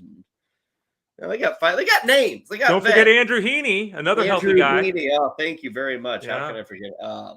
But none of these guys. I mean, do you feel? I guess Martin Perez, is he your best bet for 25 starts? I think he is. Yeah, and I mean, it's really look at this rotation, and I'm going to round up or down based upon their age. Just DeGrom 35, Perez 32, Gray 31, Eovaldi 33, Heaney 32. They're all old or older or aging. Eovaldi, Heaney, and DeGrom, like the over-under on those guys can't be 20 starts, can it? I mean, legitimately. John Gray, throws you 150 innings a year, but he's all over the place most of the time. And then, it's Martin Perez. And, is he going to repeat last year? No one in the world thinks he's going to repeat last year. So like you said, if those guys are on the hill, any day those guys are on the hill, the team is going to feel good about it. The question is, obviously, how often is that going to happen? Clayton Kershaw of the Dodgers still ramping up his participation in camp. I think yesterday he faced live hitters for the first time in BP. He's going to be rather limited, Ray. Maybe it's 5 innings. And I don't see them put. Does it matter, though? Is that just what you do now if you're at the Dodgers with Kershaw? Yeah, they seem to have a plan in place that is successful enough. I mean, the last 2 years he's been in the 120s in innings. I think that's just kind of where you got to expect him to be. And while it's disappointing and the days 180 innings are gone, he's still excellent. Like he and I say it all the time, he and DeGrom, like the way they pitch, given the uncertainty from start to start, is remarkable. Clayton Kershaw's whip the last 2 years is .98. I mean, he's fantastic. It's just a matter of getting him out there consistently. There's going to be a lot of 5-inning outings. There's going to be a lot of 87 pitch outings. He's probably going to throw 125 innings, but he's going to be damn good when he does it. If you watch any Dodgers baseball over the next day or two, keep an eye on Miguel Vargas. Miguel Vargas, the young infielder, is playing with a hairline fracture in his pinky. Ray, it's fine for him to field, and he's kind of figuring out positions, so they need him to be on the diamond defensively. But, Ray, he can't swing a bat. So he's gone to the plate, I think, 4 times this spring. He has walked twice and he has struck out twice. He has not swung the bat once. How has he walked twice? I know. Like, what are the other team doing? Well, now that the word's out, Ray, they're probably going to feed him fastballs.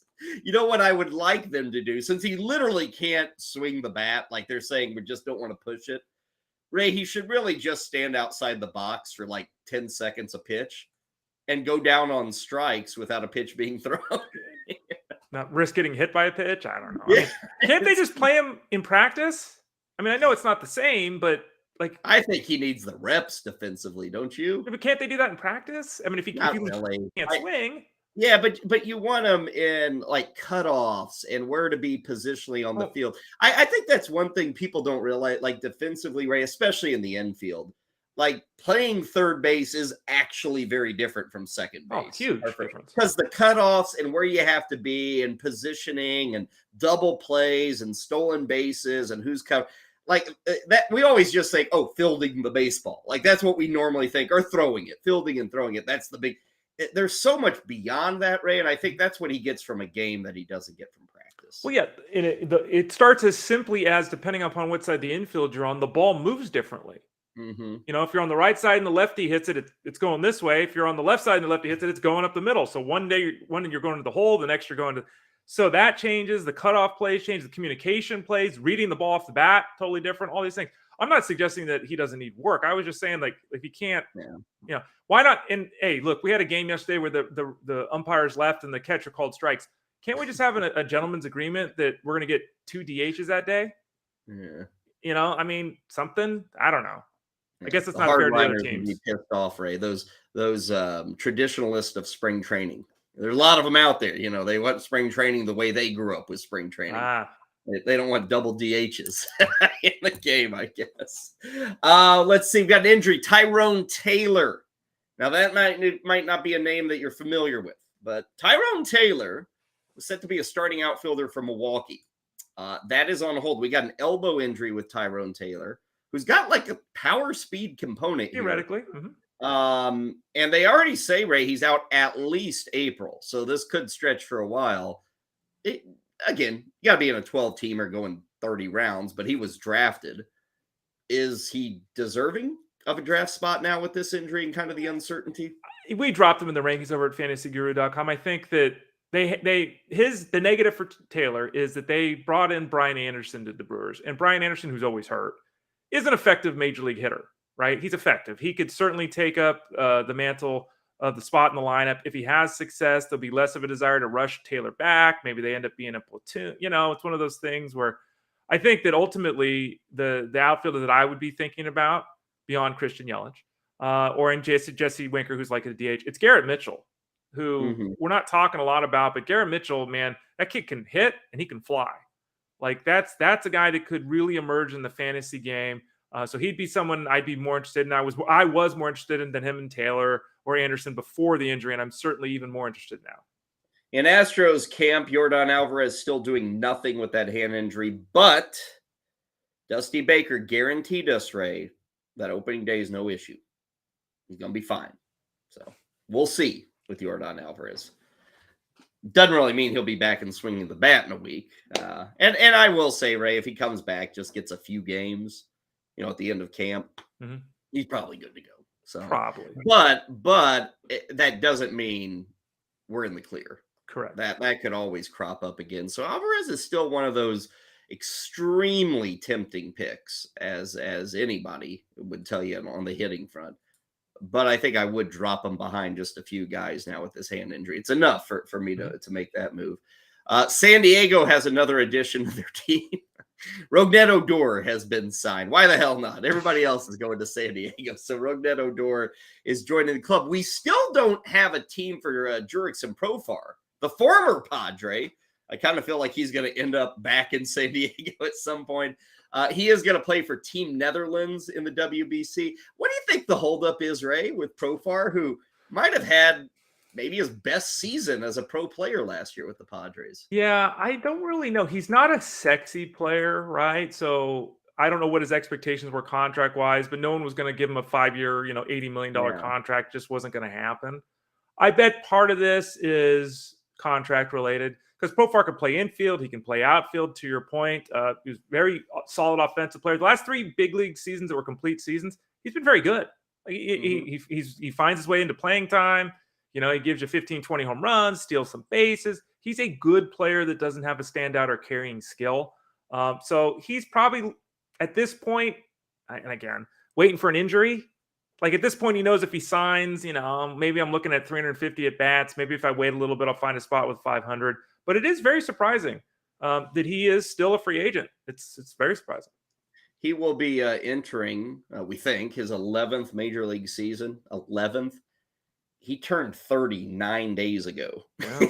He's not like old. Just now turned 30. And like Ray said, he can play multiple positions. Can you draft him without a team?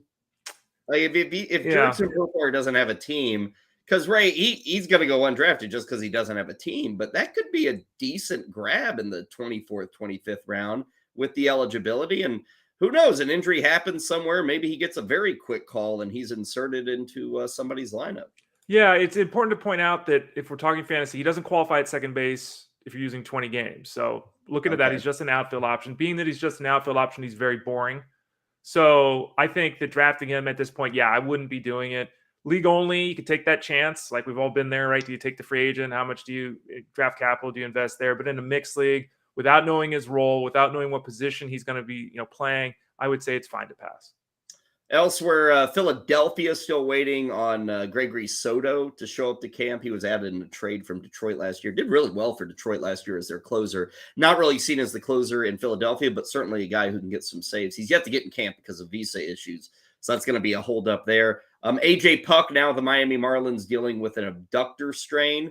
That just continues to be more and more the same with A.J. Puck. Always injured. Has a great arm, but is constantly injured. And so the Marlins are experiencing that world as we speak. Okay, breather for us. Wanted to get you up to date on some of those news and notes, injuries, all that good stuff.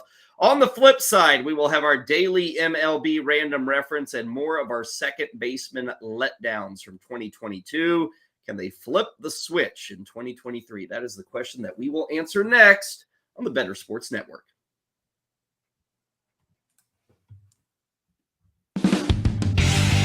Moose and Keith, weekdays at 10 a.m. Eastern. The word genius is there. Bob Glover, it describes him. Bob, so when's the last time that Twitter defeated you? Because I've been defeated by Twitter today. I'll tell you how Twitter defeated me one time. I had the mistaken impression that the year that Troy Polamalu won the Defensive Player of the Year, it looked like it was going to go to Clay Matthews Jr., and I tweeted it. And there was a guy on the media bus. He was like, oh, yeah, he's got it, a guy I trust. I won't tell you who it was, but his initials are Mike Garafalo. So I went with it. Got a DM from Rich Eisen, NFL Network. He goes, you sure about that? I go, oh, man. Oh, I just got this wave. Because, accuracy to me is really important. Yeah. So I'm literally on the media bus. We're just getting back from media day. We are slipping and sliding in Dallas. It's snowing. I get off the bus. I open my laptop. I'm hunched over. And I just, literally people are passing me. Bob, what's wrong? And it was Polamalu. And Adam Schefter had retweeted me. Trey Wingo had retweeted me. I'm like, I'm dead. So when it's Polamalu, then how do you handle that? What was the subsequent tweet I think afterwards? I said, got some bad Twitter info. I didn't put Garafalo's name on there. I had to 10 years later, you can out him. I like that, yeah. He wouldn't mind that. He knows the stories. Yeah.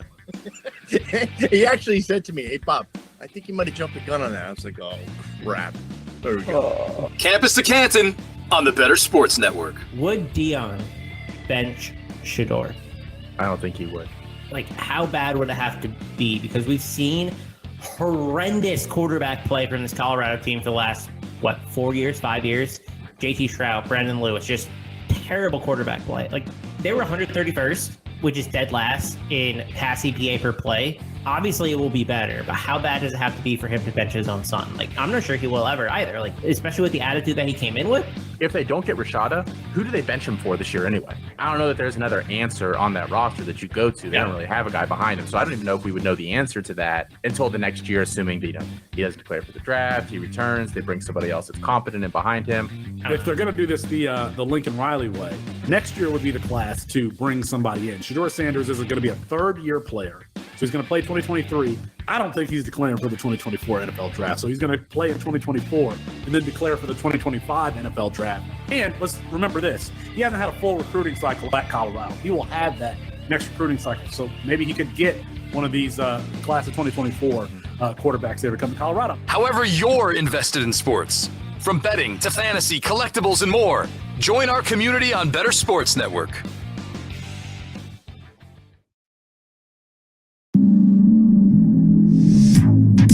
Now back to Lunch Money, powered by FantasyGuru.com. Here's Kyle and Ray. Certainly some other things shaking in the sports world today. Tonight, we finally get the Kevin Durant debut for the Phoenix Suns. Yeah, he still hasn't played for the team ever since that blockbuster deal of a few weeks back. He was injured when the deal happened, so he's finally ready to go. So the Suns will have their first go around with him in the lineup. Told you about that Patrick Kane trade. He is going from the Blackhawks to the Rangers. We're going to visit with Paul Bruno, our hockey man, coming up in about a half hour. Again, we got the news on Jalen Carter, the University of Georgia defensive tackle, set to be interviewing with NFL teams and maybe even the media today. Kind of doubt that's going to happen after an arrest warrant has been issued for Jalen Carter. He's one of the top prospects in the draft for his involvement in a fatality back in late January involving a University of Georgia offensive lineman, University of Georgia recruiting coordinator. Those two died in a car accident, and word is that Jalen Carter was involved in that accident, was racing, was driving haphazardly, and so that has certainly brought a cloud in over his NFL draft prospects and his future prospects as a free man. So we'll have to see where that goes with Jalen Carter. Spring training action is going on as we speak. There is one notable thing we've already seen, Ray. Boston is up against Houston today. Today is Hunter Brown Day for the Houston Astros, who with the injury to Lance McCullers, most have been assuming that Hunter Brown is going to be ticketed for this rotation. I don't have the strikes to ball here, Ray, because the box score I'm looking at doesn't keep it in spring camp. But Hunter Brown walked 2. He hit another, gave up a couple of runs. Only one of them was earned. Now, he made it through the first inning. He faced 8 batters. Not a good start. Let's just say that. It got me wondering, Ray, is he for sure the guy? Or is there another guy in Houston that can maybe steal this job for Hunter Brown? Like, I feel like everybody's saying, okay, rookie's got the job. He's going to be in this rotation. You know, more outings like today, and you probably say no to that question, I would think. Yeah, Ryan Presley came in for the second inning, so that was it. It was just the one inning. Your guy that you took in the Dynasty League that we were talking about on the channel here, Andrew Painter, was lighting it up today. So in opposition to Brown, a good start for that youngster. You know, I think that when you talk about Brown, I mean, they've got Valdez, Javier, Garcia, and Urquidy. So that foursome that the Astros have, unlike, let's say, the Rangers who we were just talking about, like all those guys are stable.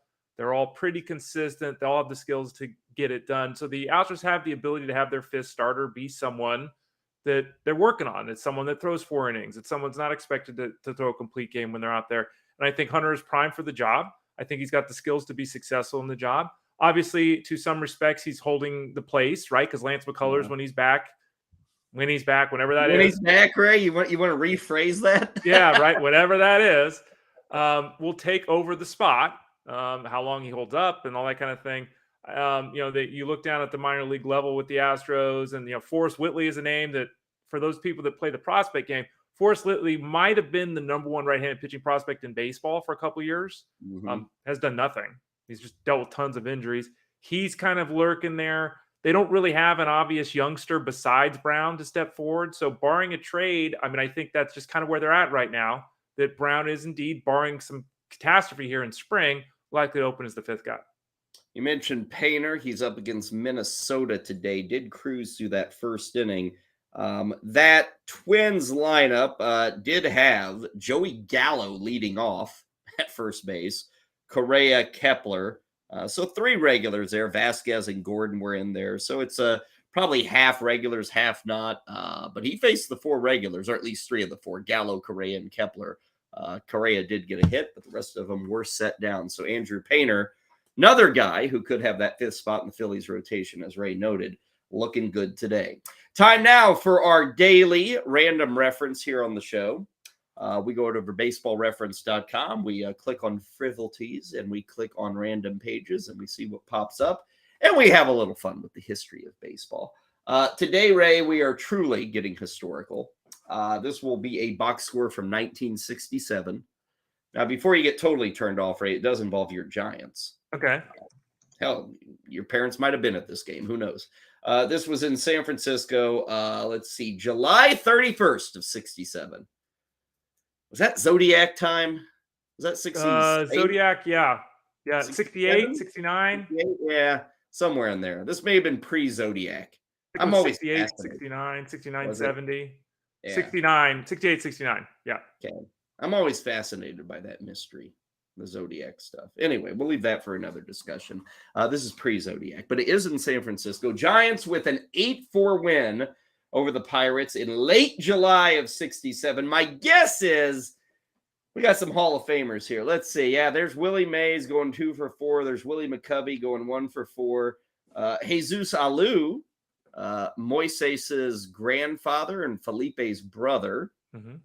Man, we should be due for some more Alou, shouldn't we? What happened to that bloodline? Didn't the Giants have all the Alou brothers at one time?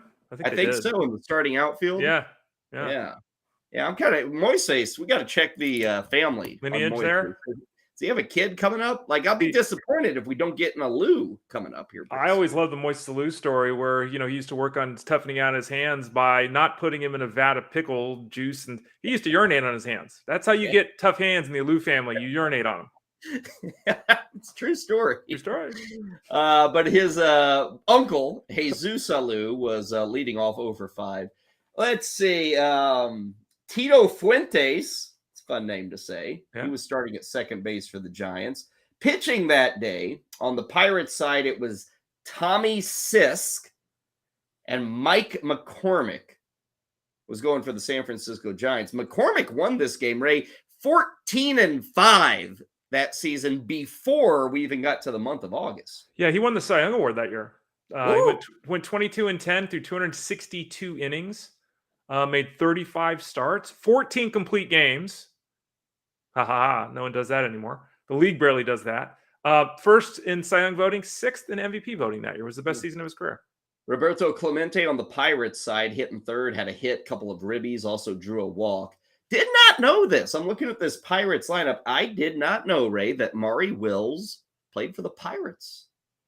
He was at leading off at third base. Right. Here's another. Check this out, Ray. There was another Alou in this game. On the Pirates side, Matty Alou was playing here.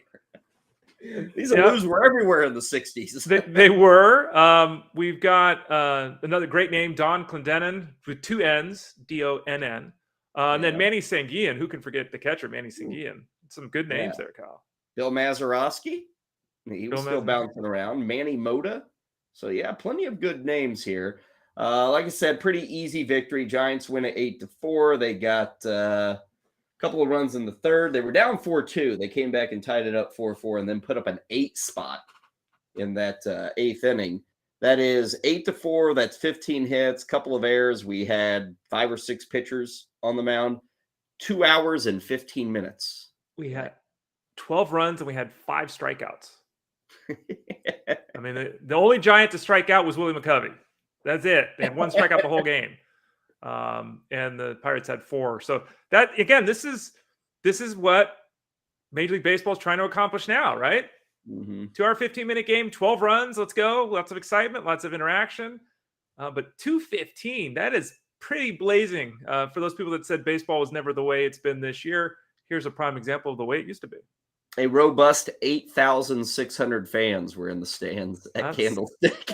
That's I grew up at Candlestick, and for those people that never had the opportunity to go there, located right on the bay, based up against a mountain. The fog would come in over the mountain any night game. The fog would come in over the mountain, come over the top of the stage. Couldn't see fly balls, like legitimately. Would it come in from like center or left center? Kind of left center, yeah. Yeah. And it would roll in, and it was like they used to give, if you go to extra innings at a game at Candlestick, they'd give you a pin, quad Candlestick, which was the SF logo with like snow on it. Like they'd actually give you pins for staying, because it happened almost every night game. The stadium was, dump is the right way to say it, but it was an old cement. It was an old cement stadium. There were no stalls in the bathroom. There was the trough. Here's the 12-foot bathtub that people just urinated in. There was the walk down from the concourse was like 4 miles.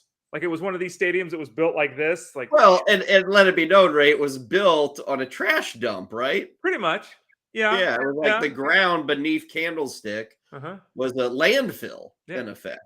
Like, I don't know what percentage of San Francisco, but a high percentage, a third of San Francisco is built on landfill. Like they filled in the bay. So Yeah, it was not a. It was an interesting place to play. And when I remember going to the new park in San Francisco, it was such a shock because I was used to freezing my ass off. I was used to having to go to the bathroom with 47 guys looking at me whiz. I was used to having guys smoking cigarettes and getting trash drunk people laying in out and you go to the new park and there's khakis and there's Wi-Fi and it's beautiful. It was such a change. Yeah. It says here the the weather was unknown. What do you think it was, Ray, on a late July night at Candlestick? Probably 60 degrees with the wind. And it was so funny because it could be 76 degrees and sunny. And by the time that game ended on a Thursday night, it's 59 degrees and cold with 22-mile-an-hour winds. So, yeah, it was not – there weren't too many games you went to as a Giants fan at Candlestick Park where you were wearing a T-shirt at a night game. Didn't happen very often. I like that bit, though, about if you stuck around and the game got to extra innings, you'd receive a pin. Quad candlestick. Yeah, it was a little pin about that size. So people would have them, 30 of them on their hat. Like it was a badge of honor. You think you still got one floating around? You need to bring that to the treasure trove sometime. I 100% have those. I think they're at my mom's house. I'll see next time when I finally get over there and get because I got stuff. I want to see how deep your collection is of those. Yeah, right. But yeah, I remember there was an old dude that sat behind us that had 30 of them. It looked like the pirate's hat with the stripes you've got. It was lined with the pins. I was never a big pin guy on a hat. Were you? No. Yeah, I was never that guy. Just like I'm not somebody who these refuses to take the sticker off their cap. Yeah, underneath. Go on. Who says I want to wear a hat and make it look like I just stole it? Yeah, with the bill that's like this. And I talked to my nephew. I'm like, I know it's cool, but that's so useless. Like, you need the bill to cover your eyes. That's the point of the hat, not to look cool with a sticker on it. But I got voted. Hey, college baseball players, they all have the flat brimmed caps. So stupid. Doesn't even. It hasn't invaded the pros yet, thank God. Yet. It's coming. Pitch clocks are one thing, Ray, but if we start going with flat brimmed caps, that's a problem. Yeah. Stickers on the cap. Some baseball teams should try that, Ray. Like in Pittsburgh, if you make it to the 7th inning, right, you get a pin. Or any Dodger game you attend where you see all 9 innings. Yeah, you get a pin. Give the people something to make them want to show up. Okay, today on the show, we are talking about second basemen who were fairly big letdowns last season. Ran through a few of the names earlier, the likes of Whit Merrifield and Trevor Story, Brandon Lau, Jorge Polanco. Got a few more names to get to you here in this second hour of the show. Leading off with a guy that Ray has already said is a guy that he is finding a spot for in drafts that he is a part of. Ketel Marte. Ray, you're in on Ketel Marte having the rebound this year. Is that right? I am. And I think it's not – I'm trying to remember. He had 318 with a 917 OPS the previous 3 years to last season. Now, again, those are Hall of Fame level big boy numbers. Am I predicting him to return to 30 home run plateau he hit a couple years ago? No. Am I predicting him to steal double-digit bases? No. He could, but no. I think it's more of a rebound to just being a good hitter.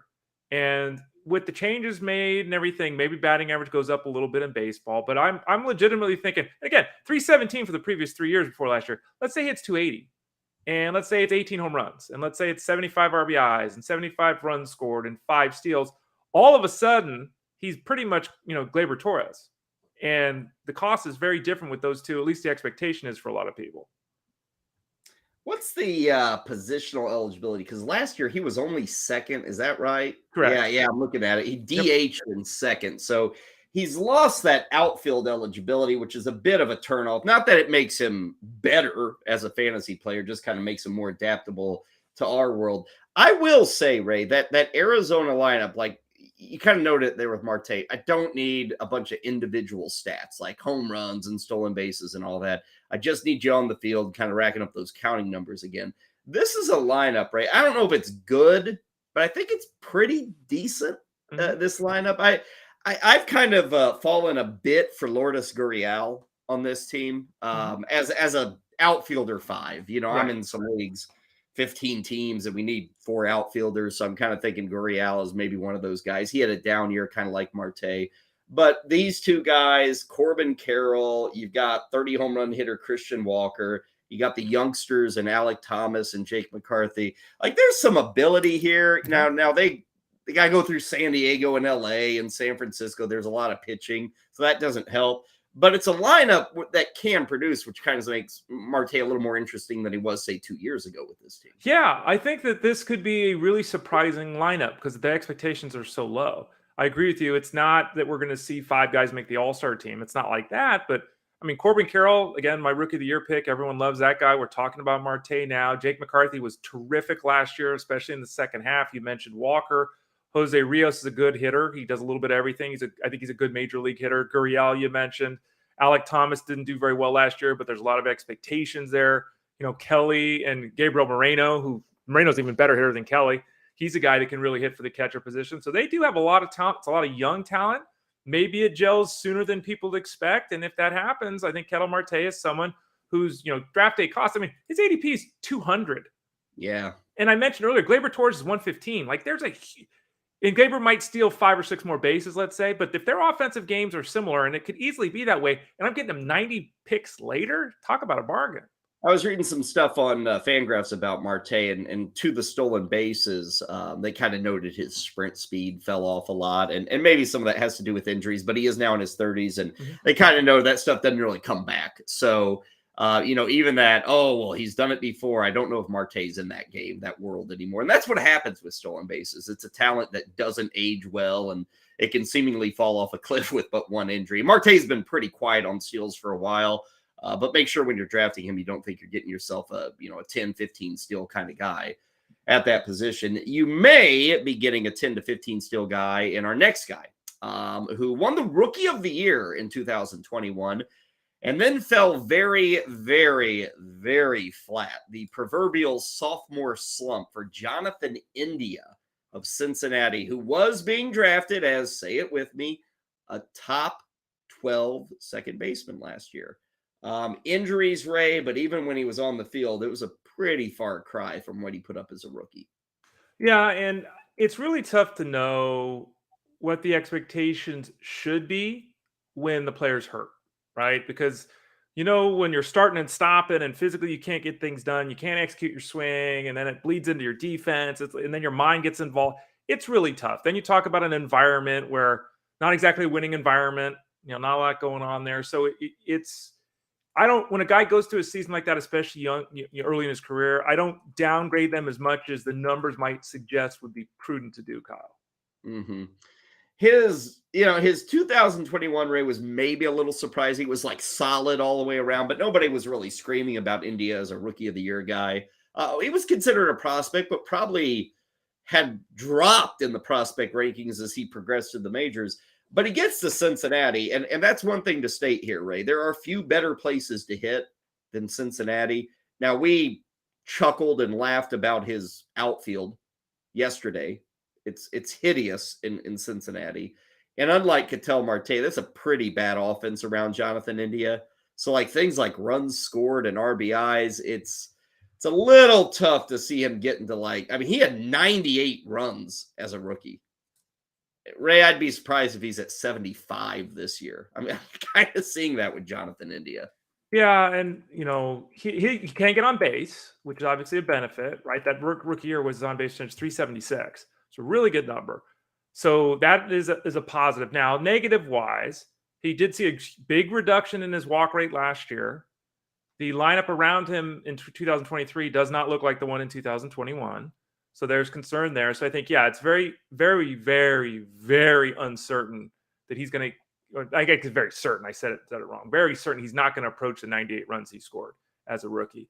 I think you look at his rookie numbers and you say to yourself, let's talk 15 home runs.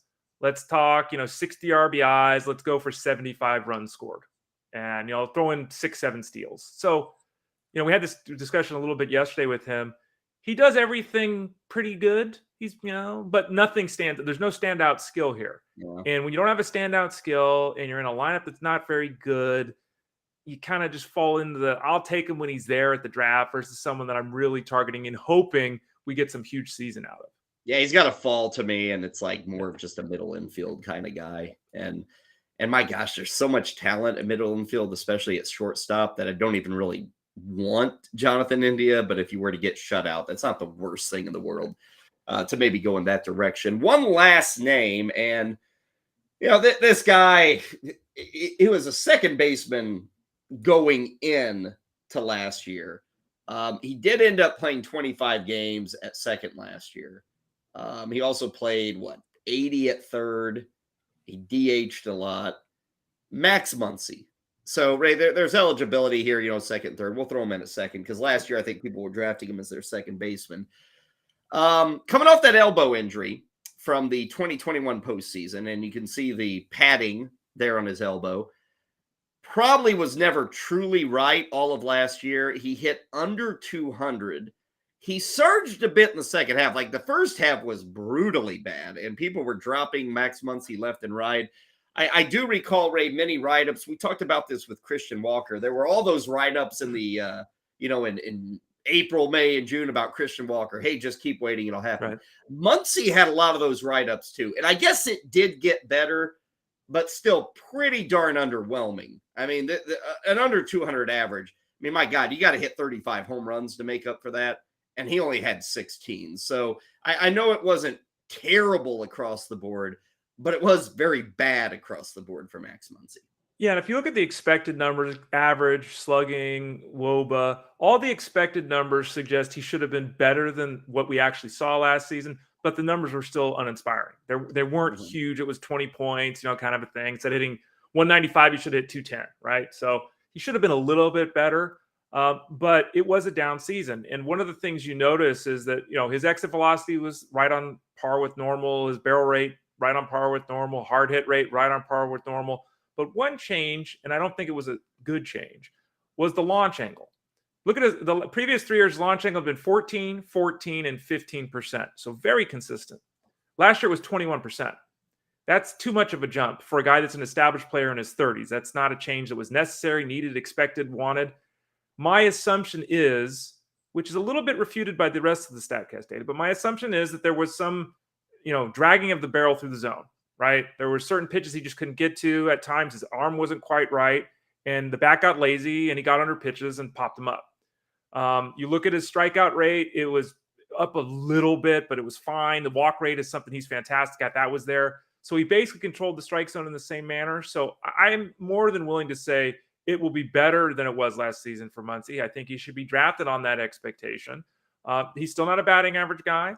You shouldn't be drafting him expecting, 36 home runs like he got a couple years ago.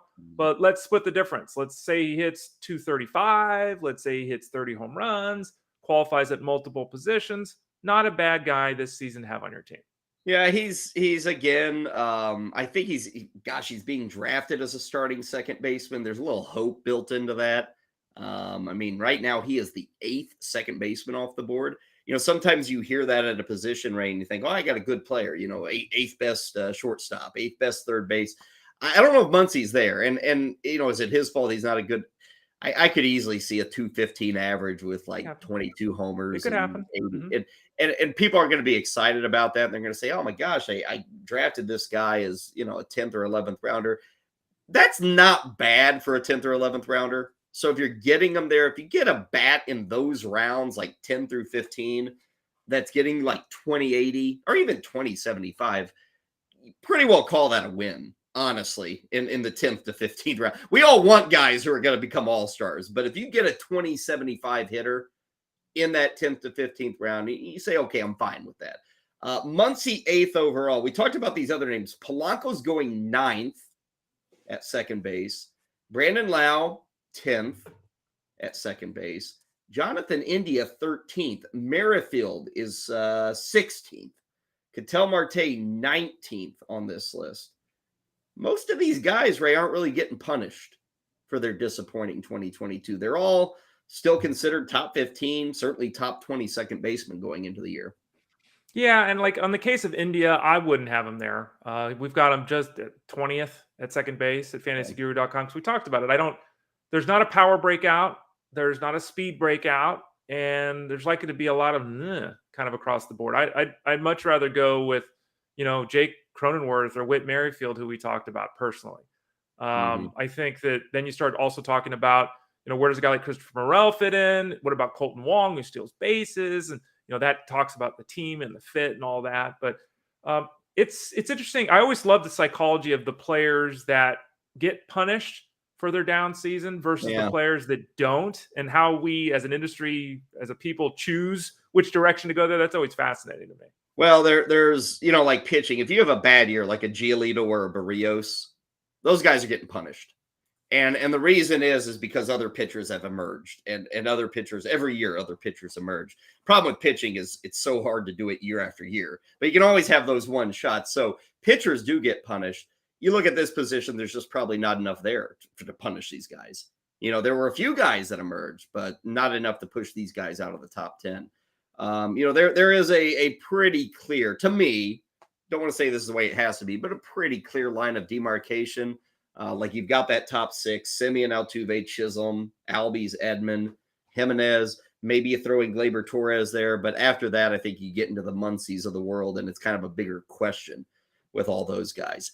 Talking letdowns today at second base, a lot more on that position coming up as we proceed. We will take a quick break here. When we come back, we will check in on some baseball spring training. We've got those games in Florida going on, also some stuff in Arizona, and we're going to talk some hockey too. Paul Bruno is set to join us. The trade deadline is coming down that pipeline. Busy times, and it's probably shaking up some fantasy hockey leagues. We're going to talk it over with Paul Bruno coming up in the next few moments right here on Lunch Money.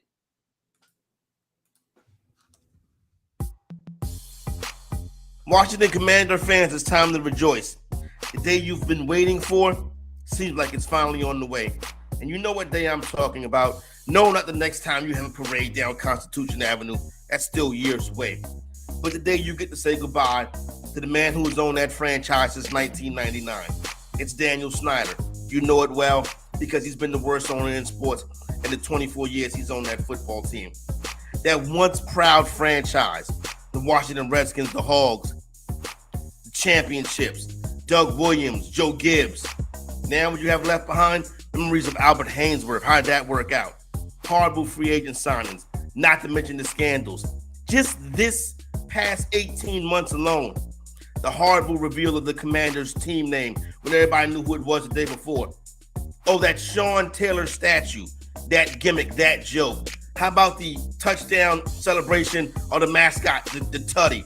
That was horrible. You keep getting in your way, time and time again. The best thing you have for your fan base this offseason was hiring them an offensive coordinator. And now the later scandals, financial misconduct, all these things you got going on. Yet you want Roger Goodell in the NFL to look the other way while you negotiate your sale of the team on your terms. It don't work like that. Only person you really got on your side is Jerry Jones, and it's not going to be enough. So go ahead, Daniel Snyder. Do the right thing. Sell the team and go on about your business. Don't worry about this no more. The fan base deserves better. You've done a lot to tear this situation down. It's just time to walk away. Don't try to negotiate your own terms. Do the right thing and give the Washington, D.C. natives, give the people inside the Capital Beltway their team back. You can find more contents like this at Bettor Network on TikTok, Instagram, Twitter, and YouTube.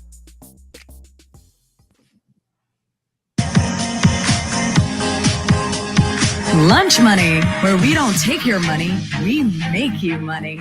Now back to Kyle Elfrink and Ray Flowers. I'll give you back in on this Wednesday. Hockey is just around the corner. A little bit more of baseball, including Tout Wars, which went down yesterday. 12-team mixed league draft. These are not the perhaps more notable or known auction drafts or auction get-togethers that take place with Tout Wars. They do a lot of NL only, AL only stuff. This was a mixed league. And Ray, everybody always cares about, hey, who's going early? Who's going first? So let's give the people what they want. Your first round, and this is an OBP league. That is notable to throw out in Tout Wars. So Juan Soto, despite last year's struggles, is still going number one. I think he was number one last year.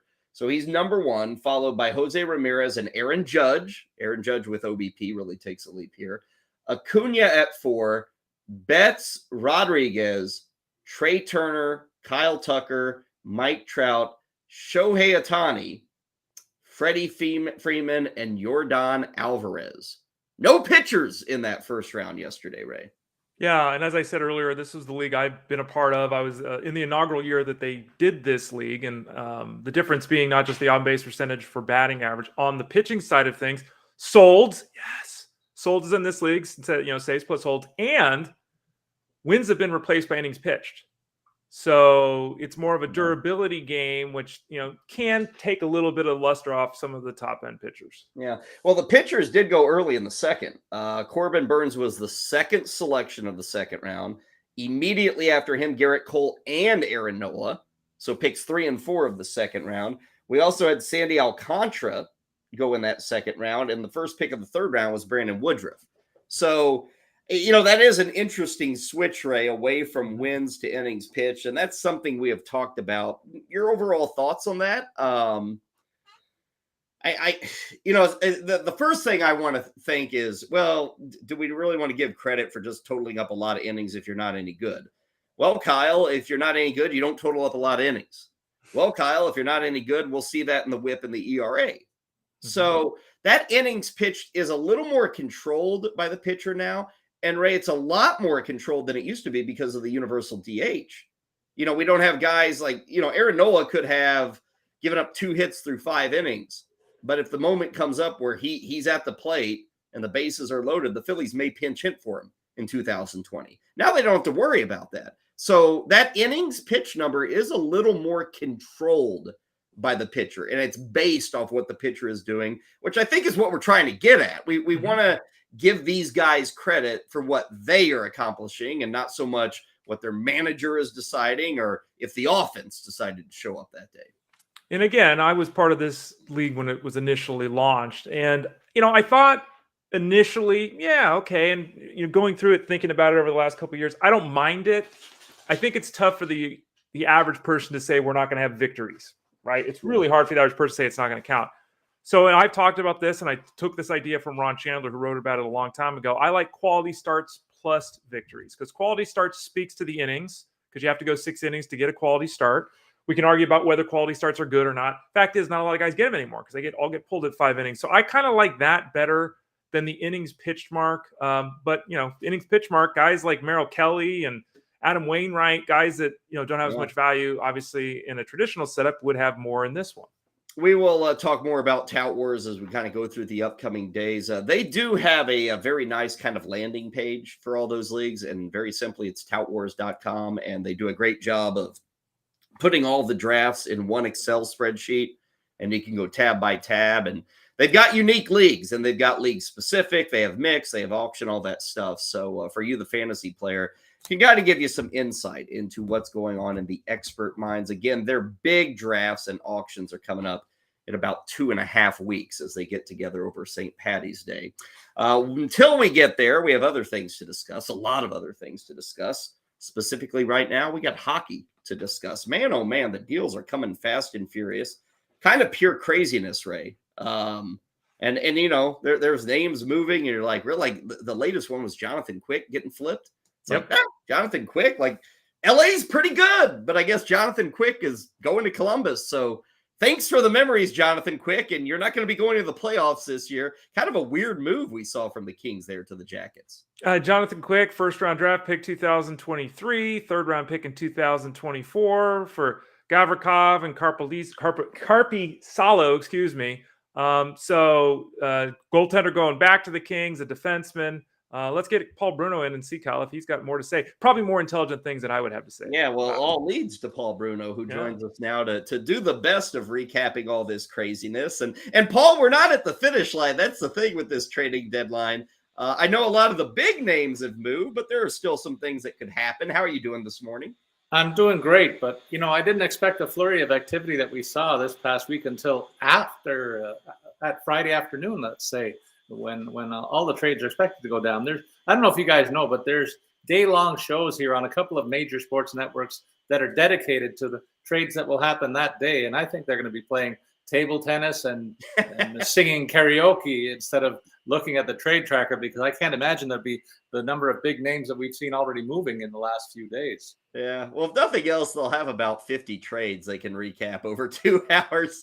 And I know one they'll be talking about is a big chip that fell just last night, early this morning. Patrick Kane going from the Blackhawks to the Rangers. Now, we've talked with you about Kane and the Blackhawks decision here for the past couple of months, in fact. What'd you think of the move, and does this make the Rangers a serious contender now? Well, I think the Rangers were a serious contender before the deal, but this really solidifies things. One thing that's not being talked about too much is that he's being reunited with a guy that he helped usher into the league and has become a superstar in his own right. That's Artemi Panarin, and you can bet that they're going to be a dynamic duo on Broadway to augment what they already have there in terms of a very sound offensive structure and very good defense and one of the top goalies in the league. So they're loaded for bear. But Kyle, Ray, you know what is funny about this first round of the playoffs? It's pitting teams. Let's just focus on the East for a moment. We've talked about Toronto and Tampa. Everybody's known that matchup for a couple of months now, but it looks like New York Rangers and New Jersey Devils are going to be meeting in the first round. That's 4 of the top 8 teams in the league this year. 2 of them are going to be gone after the first round, and that's a shame for me. Paul, talk to us a little bit more about that deal that went down this morning, Columbus and the Kings, highlighted by Jonathan Quick. I know that you were expecting something to go down with Columbus. Did you expect it to go down this way? I did not. You know, Quick is on the 10th year of a 10-year contract, and I'm thinking he was pretty much looking forward to riding that one out and then thinking about his future. But he had that rug pulled out from him yesterday and has already left town by all accounts. And coming back to the Kings is another goalie who was in trade rumors. That's Joonas Korpisalo, and he's a little younger than Quick, so there's some attraction there. And Vladislav Gavrikov is one of a bunch of defensemen that we've talked about for several weeks now, who will help the Kings in what they're trying to achieve over there. And so I think a solid move for Los Angeles to bolster their defense and also get a little younger in the nets. And so they'll have an interesting tandem going forward. And so I think it's a win for them. Columbus gets a first-round pick, as you mentioned, and a third-round pick. So they did well, too, in the deal. And we'll see how it goes in terms of Quick's future there. He becomes a free agent in the summer. So you wonder if he's going to re-up there. I'm going to say I rather doubt it, but you never know. It depends what kind of money's thrown out at him. Paul Bruno, you can find on Twitter at Statsman22. You can find more of his audio work over at rotowire.com. My team, the Sharks, as you have let me know many times this season, Paul, they stink. They had a nice weekend, you know, with the standings let you know that too, right? Yeah, well, that too. Yeah, the win-loss record. A really nice weekend with Patrick Marleau's retirement of the first one in Sharks history and all of that. But the changes on the ice are coming, and starting out with Timo Meier. Kyle and I, touched on this briefly. It's like a 47-person trade. Like, talk to us about this trade. Like, this is a big deal centered around Timo Meier. It is, and the big fish, of course, Timo Meier. He augments a pretty nice-looking offense when you think about it. The New Jersey Devils' top 2 lines are loaded with offensively skilled players. Not so much about the defensive side of the puck or physicality, so there might be some vulnerability there. But look at all the assets that moved. New Jersey acquired, in addition to him, Scott Harrington, a guy who they already put on waivers, Timur Ibrahimov, Santeri Hataka, Zachary Eamon. These are all prospects, and I wonder if any of them is going to materialize. They picked up a 5th-round pick as well. But your Sharks did quite well in this deal, Ray. Let me make you feel better by telling you they're already planning to use 2 of these guys on their first line to give them a little bit of a runway to get started in their new digs. Andreas Johnson is a guy I know quite a bit about for a number of reasons, but he cut his teeth in Toronto's system, so I saw him play a lot there. Dynamic looking forward. He's had trouble with injury the last couple of years, but a real flashy guy with a lot of offensive skills, and he doesn't mind the heavy going. Fabian Zetterlund is more of an offense-first type guy, so both of those guys are going to get a long look on the first line with San Jose, and they're cheap, and that's a key for what San Jose's got to be looking forward to in the near future, because one of the things that I've been writing you about is several bad contracts that some of the other players on the roster have. So these 2 guys, inserting them in the mix will certainly help, and then they also acquired 3 draft picks, 2 of them pretty premium ones, and a conditional first-round pick in 23 and a conditional second in 24. You talk about all those draft picks. Tampa kind of made a similar move. They got Tanner Jeannot from Nashville. I think the Preds got 5 picks there. This is kind of turning into the NBA, Paul, with these draft picks. Are they less valuable than they used to be, or is that just how people are making it work in the salary cap era? I think it's the latter, Kyle. And diving into that deal a little bit more, in Jeannot, the Bolts acquire another guy who fits the mold of their bottom six forwards, which are all about truculence and bite and sandpaper, all these adjectives that tell you they're very physical players. Jeannot may be the most physical of all that they're going to roll out there in that first round. But after a nice rookie season last year, his offensive stats are in decline. He topped 20 goals last year, and he might reach the 10-goal mark this year, to give you a sense for how much that decline has impacted his scoring ability so far this season. He's not going to play in the top six in Tampa, as I mentioned, so he'll be more of a checking line, an agitator type. And look at what Nashville, though, gets. They get a top prospect, Cal Foote, a former first-round pick, and in addition, they get another top 10 protected first-round pick in 2025. What that means, obviously, is if the pick falls below the top 10, then they'll get to use it. If not, it'll be deferred to a subsequent year.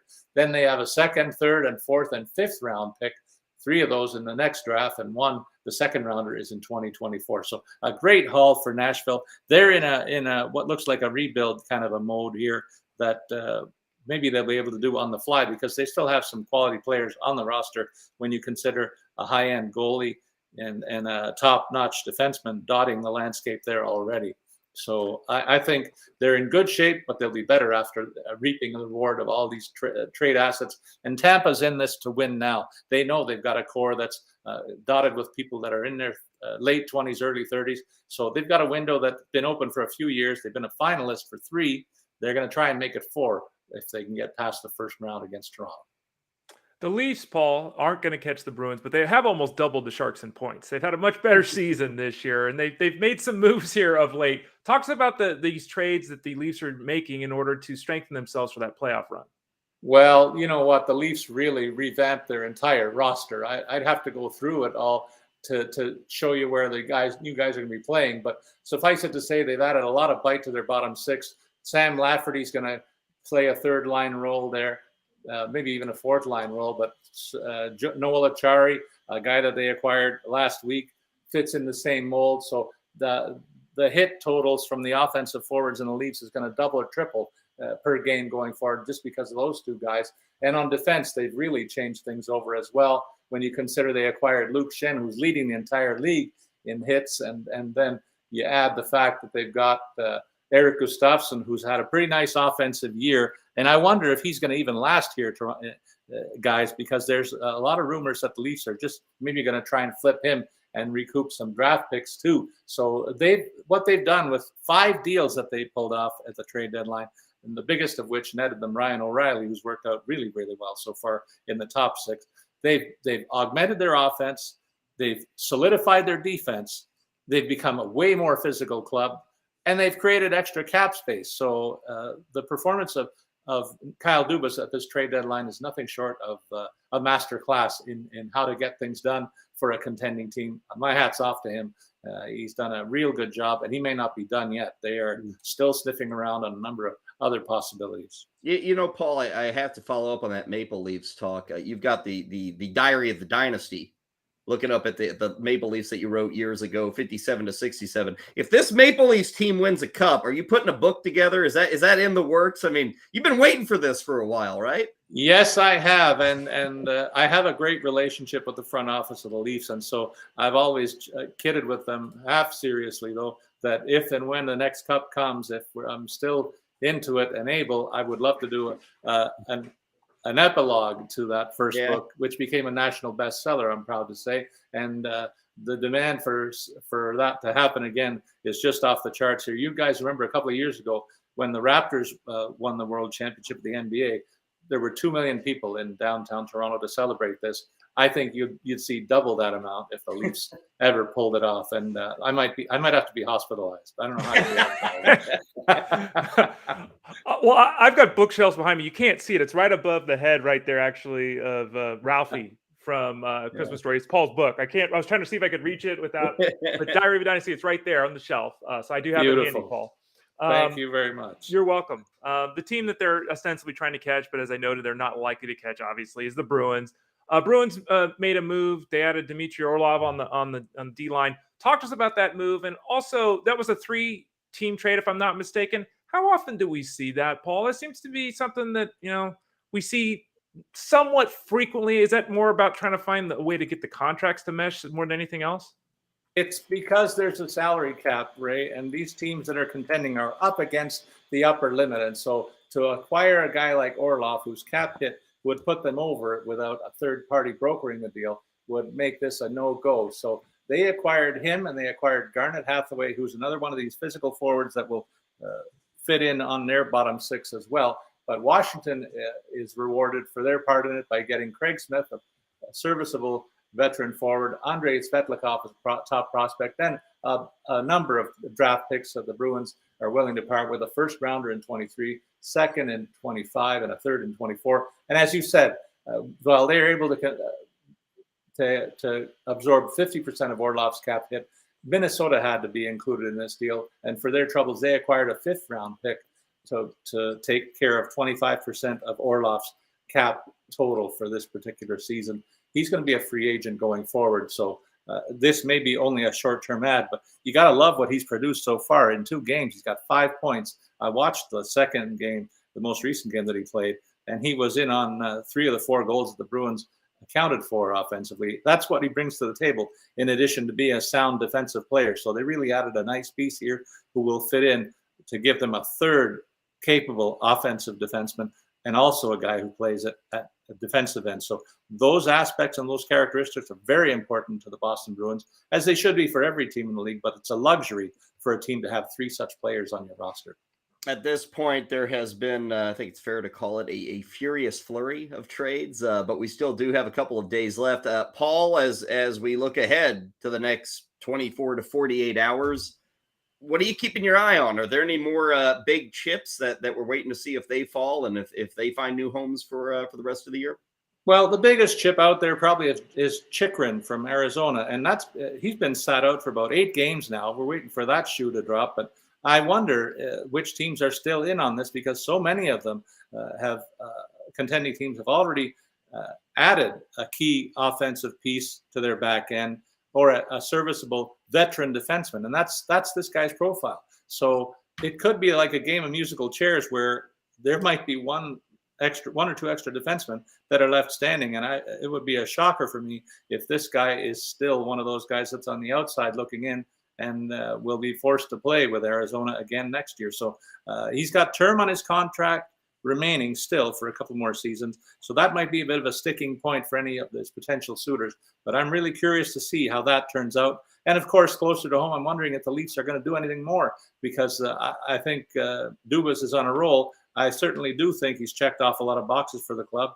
And then I'm wondering also about Carolina. This is a team that's been strangely quiet among the competing clubs and hasn't really done too much of the trade deadline. And so they want to keep up with the Joneses here. And it wouldn't surprise me for them to be in on a couple of the more desirable free agents and trade chips that's out there. Deadline is Friday. Paul Bruno will have thoughts, I'm sure, on Twitter at Statsman22. And of course, over at RotoWire, those guys are getting ready for a crazy busy podcast when all the dust settles on all the trading that has taken place. Paul, thank you so much. I know it's busy times. Just heck, while we were with you, I think another 11 trades probably happened in the NHL. So we'll let you get caught up on those, and we'll talk here in a couple of weeks, okay? Sure. You know what's funny, though? After I did my podcast yesterday on my weekly show, the Leafs pulled off three trades 15 minutes after I was done. So I was a little ticked about that. See, Ray, you think you've got it bad with like player rankings and injuries and stuff. Paul had to redo a whole podcast, probably. Yeah. I posted a podcast over at Fantasy Gear, and I had to then go, damn it, like 2 hours later, you have to put the addendum. This was recorded before. Yeah, that's the nature of the sport. But yeah, it is very frustrating. I feel your pain, Paul. Yeah. Paul, have a great one. Take it easy, and thanks for the visit, okay? Thanks for having me, guys. All the best. That is RotoWire's Paul Bruno joining us here on Lunch Money. Let us take a break. When we come back, the NFL is in our sights. Combine is underway. News is coming out. Many important things to be discovered over the coming days. We've got more news on guys being released, guys who might be going to other teams. So we'll update you on all things NFL. We'll do that next when we return right here on Lunch Money. The Playbook with Fensty and Ronis, presented by FantasyAlarm.com. Weekdays at 5 Eastern. People are always very critical when it comes to fantasy baseball. I would say this, and I'm a big fantasy basketball guy. I love fantasy football. There's no fantasy sport that's even close to being as hard as baseball. The season, having to figure out, especially if you're playing weekly, which I don't like to play. Weekly with the 2 starts, having to look at the schedule and everything. Well, I mean, you play in basketball as well. There's no fantasy sport that's harder or more involved than baseball. It takes forever. You take a whole night to do your fab on Sundays. Yeah, baseball is the most challenging, and I think that's why the popularity has gone down. People don't want to work. They don't want to put in the time. There's a lot of strategy that goes into it. You have to know the player pool. That's why I love doing these 15-team, 50-round drafts. I mean, 750, 800 players. You lower all the minor leaguers. I took Spencer Strider last year in my first draft Champions League in round 40, and that turned out to be a phenomenal pick. So it puts you on to knowing everything about every team. And yeah, it's a lot of work. So I definitely think that it's a challenge, and I just feel people don't want to put in time and work anymore. I'm not saying fantasy football is easy. It's not. But you cannot tell me that fantasy football is more difficult than fantasy baseball. I play both sports. I don't have an allegiance to either one. I love both. I play both. But, fantasy baseball is a grind, man. You got to put in months of preparation. Spring training is important. It helped me get Carlos Rodon a couple years ago. I was not on him until the spring, seeing the velocity and the changes. So there's a lot of things you can discover in the spring. And this is the first real full spring training that we've had in years. Now, there is the WBC that is going to cut into it a little bit, and some guys will not be at camp. But the spring can help you discover. And again, you're talking about, even if you're in a 12-team league, I mean, you're probably going to have 23 to 30 roster spots. And then the 15-team leagues and the minor leagues, I mean, you got to know a lot. I mean, it takes a lot of skill to win a fantasy baseball title. We've seen it, right? You can have an average player win a fantasy football league. We've all been in leagues where yeah, this guy is not that good. He's probably going to win a championship at some point. Things break right. He has a great draft, picks up a player off the waiver wire. That's not happening in fantasy baseball, man. You do not see bad players win fantasy baseball championships. You just don't. It's a 6-month season. You can't afford to take a week or two off from fab. You can't do it. Last year, say you took off the week where Taylor Ward was the big pickup. You lost a player that was a contributor most of the season. I know we had a couple of down periods, and Taylor Ward was a player I added in multiple leagues, but you can't take that time off. You can't afford to miss out. And, every little detail is important. So I know fantasy baseball is not as popular as it used to be, but I personally feel it's because people don't want to work hard. They just don't. Everyone wants the easy way out now. They want easy access. That's why people don't read anymore. They want a quick video. Fantasy baseball is a lot of work, trust me. But you know what? When you win a championship, it's really gratifying. Make bets and follow your fantasy team while you buy, sell, and trade collectibles in real time. Only on Bettor Sports Network.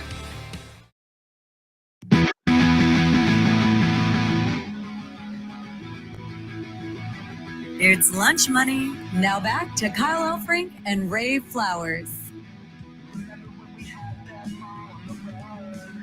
And it's back on a Wednesday afternoon into our final hour here of Lunch Money. Got a replay of Moose and Keith following us, the playbook. You just heard Adam and Justin Finsterman there. They come your way at 5 o'clock.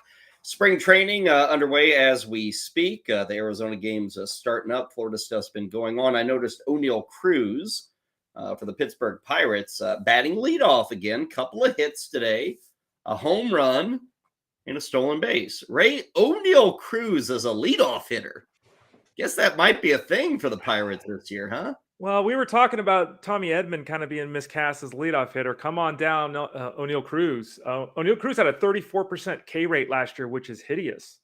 I mean, that's not that you shouldn't be an 8th place hitter with a strikeout rate like that. So putting him leadoff shows, one, the skills, right? He does have power speed. We know that he's tremendous talent. And 2, it shows the dearth of talent on the Pirates. Let's be honest, because that guy has no business being anywhere near the leadoff spot. He's woefully miscast for that role. He doesn't get on base. Yeah. Doesn't get on base. Doesn't sound like a leadoff hitter. Strikes out a ton. Doesn't look like a shortstop. He's 6'8". So O'Neal Cruz is breaking a lot of molds there for the Pirates and for Major League Baseball.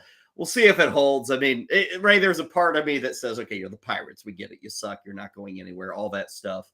Why not just get your future cornerstone as many at-bats and as reps as possible? Yeah.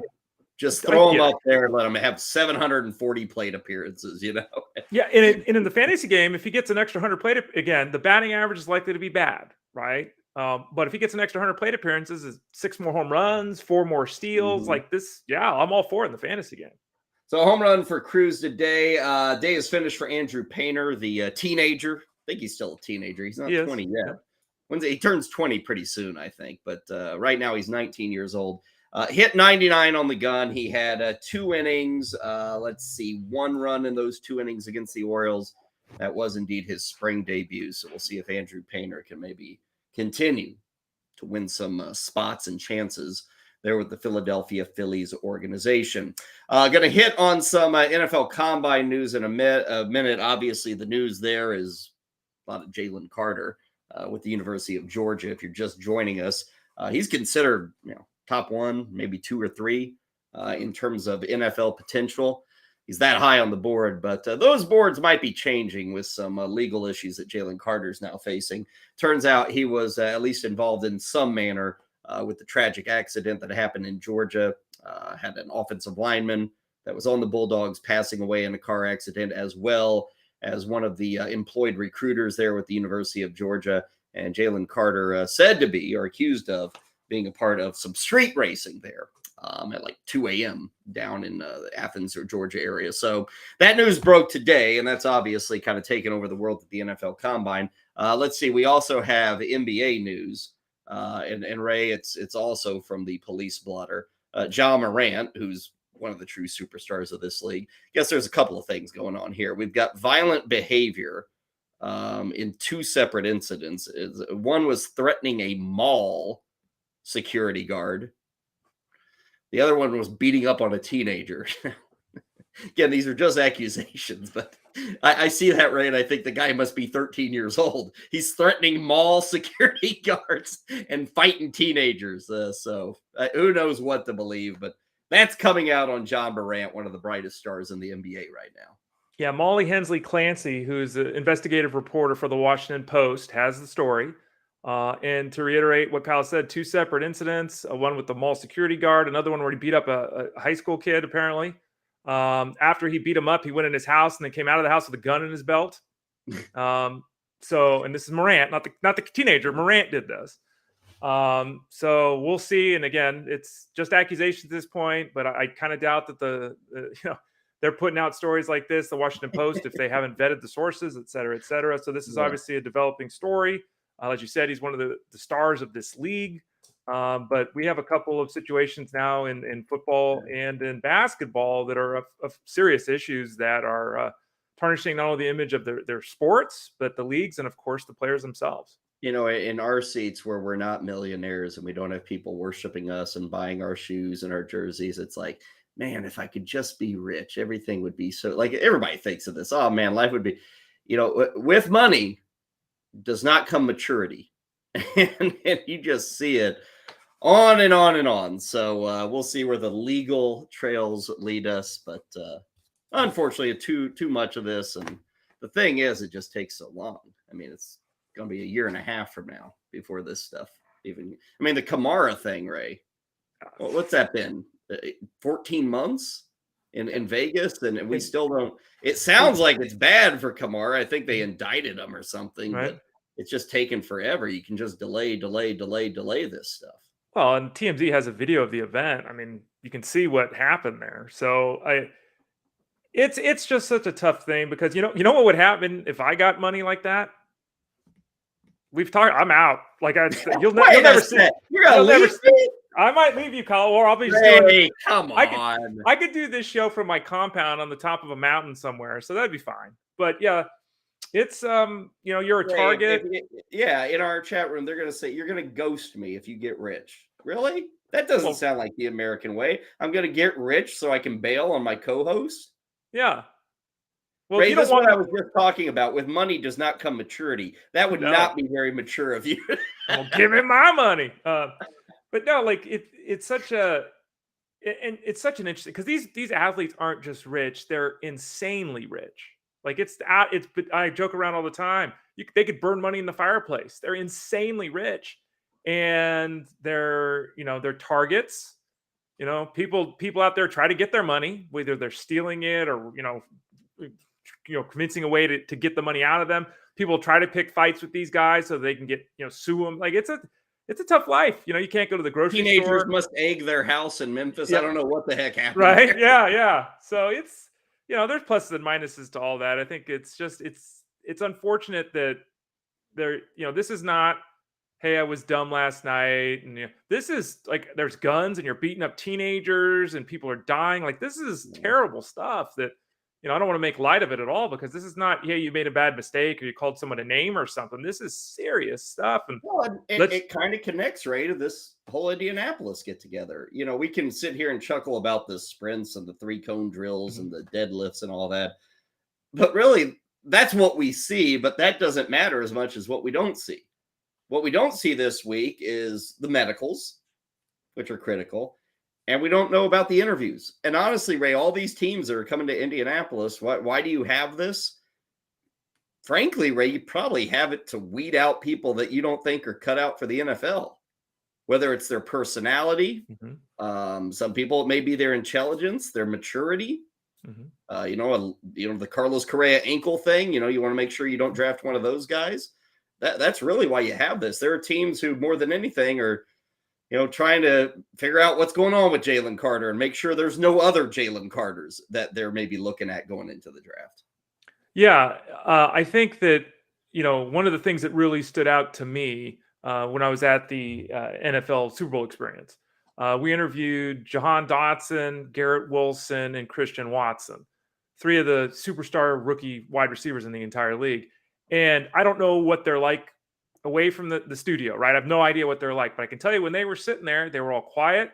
They were all humble. They looked you in the eye. They all shook our hands. They seemed intelligent. Like I was very impressed by them, like their demeanor. I was very impressed by that. And that's right. What are they, 21? Yeah. 22? Yeah. Yeah. And so I all 3 of them were really impressive. And, that hopefully that, again, they're that way away from the spotlight. You never know. But if that's the kind of thing that you see as you're someone, trying to give these young men contracts and money and fame, you're impressed by that. If it comes in and you're the other way, and there's been a lot of athletes that are the other way, and I've said it myself, if I owned a team, I'm not interested in those guys. I don't care how good of a talent they are. If they're the other way, I don't want that. So yeah, that jumping around, these guys are all phenomenal athletes. They're all fast. They have great hands. They can do cone this, weight lift that. They can all do that kind of stuff. I think the inside, the personality, the way they were raised, the way they can carry themselves, I think that's as important as anything, really. Yeah. Speaking of Indianapolis, we've got a lot of interviews and media days kind of going on today. There's a lot of behind the scenes medical and all that stuff's going on. Tomorrow is like the action, if you will. Look at the schedule here. Tomorrow, the D linemen and linebackers will work out. Friday is D-backs. Saturday, which is a really big day, QBs, wide receivers, and tight ends. And then Sunday is running backs and offensive linemen. QBs, all eyes on the big 4, if you will. Stroud, Young, Levis, and Richardson. Those guys are all going to be performing. We touched on this earlier. There are a load of NFL teams looking for quarterbacks. So this is a big week for them to decide, hey, do we want these guys? Do we want to trade up for these guys? Would we rather take our shot in free agency? Ray, Chicago is in such a beautiful spot here. As a team that A, doesn't need a quarterback, and as a team that B, has the number 1 pick. And if any quarterback emerges as the guy, if Stroud comes out, it's like, wow, CJ Stroud, look at him. And 4 teams believe he's the guy, and the others are kind of distant second, distant third. Man, the Bears can ask for the world. If you've got 3 or 4 teams, which we very well might be, there are other teams in the top 10 that need quarterbacks. They're desperate for QBs. Indianapolis, Carolina, these are 2 of the big ones. I mean, Ray, the Bears can sit there and they should get, nobody should look at a trade that the Bears hopefully make. They should make this trade. But Ray, they better not look at the get for the Bears, and no one should be disappointed. Like, the Bears need to play this and get a landfall of picks and maybe even players with any trade they make out of that one spot. Yeah, I mean, think about it. The Niners a couple years ago when they picked Trey Lance up, they traded up to the 3rd spot to take Lance, traded a first-round pick in 2021, a first-round pick in 2022, a first-round pick in 2023, a third-round pick in 2022. They traded everything to get Trey Lance. And of course, that hasn't worked out to date. We'll see if it does, if he can stay healthy, et cetera. But teams are willing to pay asinine amounts of draft capital, to your point, to get that guy. And I thought you said it well at the start too, that I don't know, like there's not, in my understanding, and correct me if I'm wrong, Kyle, there's not an Andrew Luck. There's not a Peyton Manning. There's not a Trevor Lawrence quarterback in this class. Yeah. But with the need teams have at that position and the desire to get their guy, sometimes they do crazy things on draft day. Well, it's kind of like what we had a couple of years back with Lance and Fields and Burrow. I think where all those guys, and they can't keep track anymore. They just come so quickly. And that's, I don't know that there's a Burrow out there either, more of this traditional NFL quarterback. But there's a lot of things to dig through. And all these guys have pluses and minuses, and some of them look like last year's failure or 2 years ago's success story. So much of it, get them in, coach them up. They all need coaching. They do. And it's just, who are your coaches? Who's the talent around them? It's, we like to sit there and say, oh, that guy sucks and this guy's great and that guy, he was a terrible draft pick. There's a lot more that goes into it. What kind of teachers do they have around them? Because there are still things to learn. When you were 20 years old, you've never played in the NFL. So that is a key component here as well. In terms of the free agents, we told you Derek Carr is in Indianapolis. He's probably visiting with teams. We'll probably get some news, Ray, more news on Lamar Jackson and Aaron Rodgers. I mean, this is kind of like those press junkets or, event junkets where you show up and just because everybody's together, rumors emerge, or maybe even trades happen or agreements happen. Maybe nothing official, but like it's, hey, free agency starts in 2 weeks. We'll make sure that we get this done quickly. That's all going to happen in Indianapolis. And we may get some reporting on what's going on with Garoppolo or Rodgers or any of these guys over the next few days. Yeah, and we'll see. It's a fascinating time. The vapor lock teams get on their guy, the desire to get their guy. It's almost the exact opposite of what we tell people in the fantasy game, which I always find interesting too. We say, hey, look, you want to get 30 home runs in baseball, or you want to get 20 steals, you want to get a pitcher that's going to throw 180 innings, and here are the 7 guys that can do it. Get one of the 7 guys, right? It's not you've got to get this one of the 7 guys, but NFL teams go the other direction. They got to get their guy. And some of that has to be getting the player to obviously fit the system and the scheme, and that is important because not every player is a direct fit. But a lot of times I think they do get a little bit of that vapor lock, and, it causes some interesting things to happen on draft day at times. Mention teams and, executives and coaches and all that meeting with the media today and yesterday. Couple of things coming out there. Cincinnati, they asked, who was it? The player personnel guy. He's there. And they go, hey, what about these T. Higgins trade rumors? And Ray goes, baloney. Yeah. Junk. What are you talking about? What about Joe Mixon? Is he going to be back next year? Yeah, maybe. yeah. So that was, if we didn't have the T. Higgins answer, Ray, and we just had the maybe with Mixon, I probably wouldn't even bring it up. But we had that report over the weekend that the Bengals could cut him to save money. And then you hear the player personnel guy say, we don't know.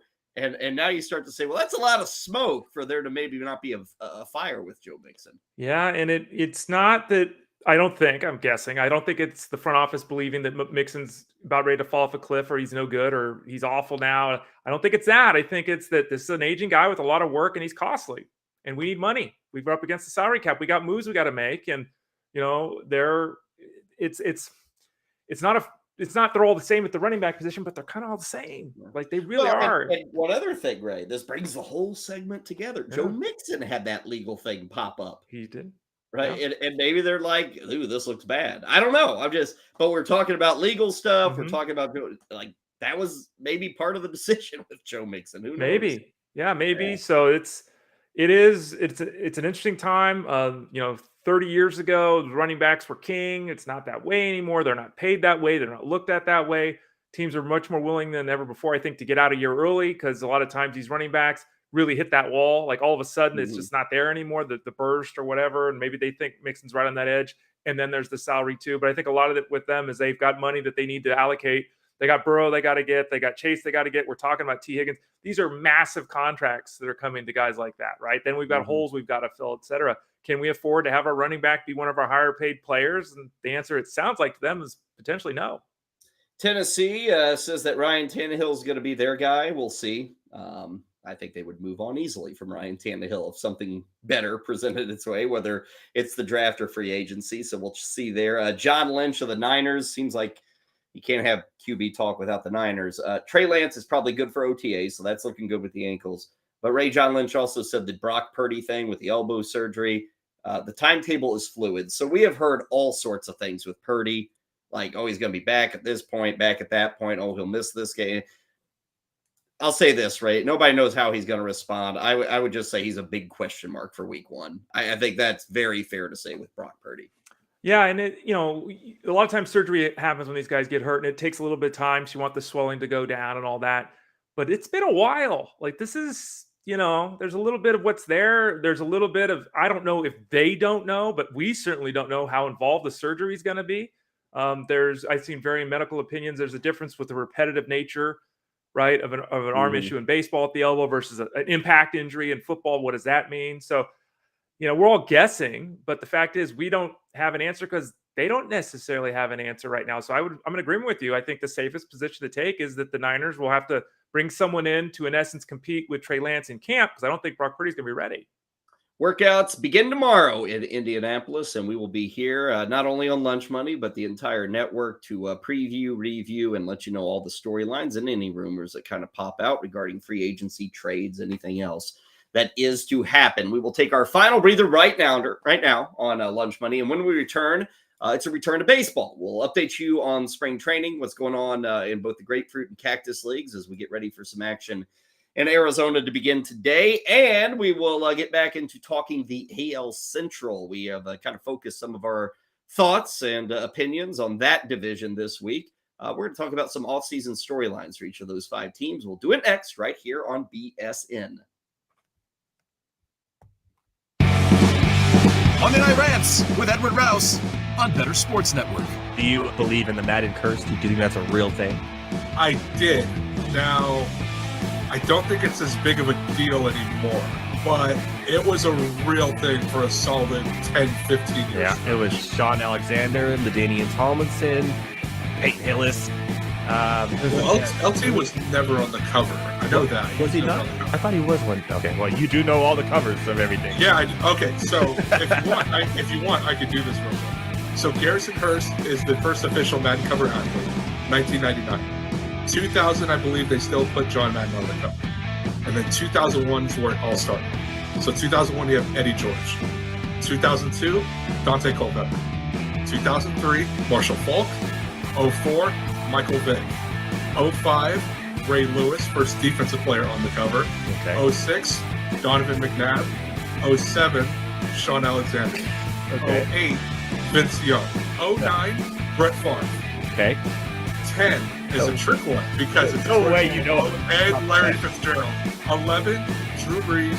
12, Peyton Hillis. 13, Calvin Johnson, I believe so. You're right. 14. No way you know all this. 14, also a trick question. I believe that's the Madden 25 cover, and it's Barry Sanders, unless you got it for the new consoles, in which case Adrian Peterson oh my God. was on the cover. You're not cheating. You're not looking at... Swear on my life. Swear on my life. Okay, keep on going. 15, you have Richard Sherman. Okay. 16, hold on. 16 is Odell Beckham. Okay. 16. 17, now this is the one I get mixed up because 17 and 18 are back-to-back Patriots. They are. 17, I think, is Gronk, and 18 is Brady. You are correct. 19 is Antonio Brown. Correct. 20, Patrick Mahomes. Oh my goodness. 21, Lamar Jackson. 22, Brady Mahomes. 23, John Madden. Yeah, dude, I'm a cover nerd when it comes to this stuff. We now know, but that was really impressive. I don't know how. Thank you. That's literally 29 of them or something like that. Wow, that is. You did not miss a single one, and you even got the special editions where they had 2 people on the covers. Monday Night Rants on Bettor Sports Network.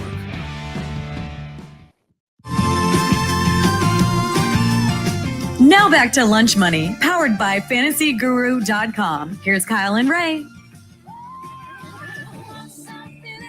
Couple of home runs for the Mets today. Francisco Lindor and Pete Alonso going yard. They currently lead Miami 5-2. Sandy Alcantara getting the start there. 2 innings, no strikeouts for Sandy Alcantara, but didn't allow any runs either. Angels and Brewers are underway out in Arizona. No Shohei Ohtani, but you do have Mike Trout, who is still searching for his first hit of spring training.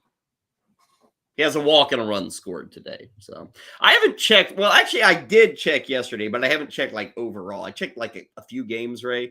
Have you seen anything on early returns on stolen bases in spring training? Have you seen anything about like more teams stealing? Are we having success rates that we don't see in spring training really? I want to say like through, 32 games, it was up like 40%, but I can't. I saw something. I don't remember who did it. I don't remember if it's verified, so I'm not going to stick to it. But I think it's increased a little bit from what I've seen. Okay. A couple of other things in spring. Joey Bart had 2 extra base hits yesterday. Go Joey.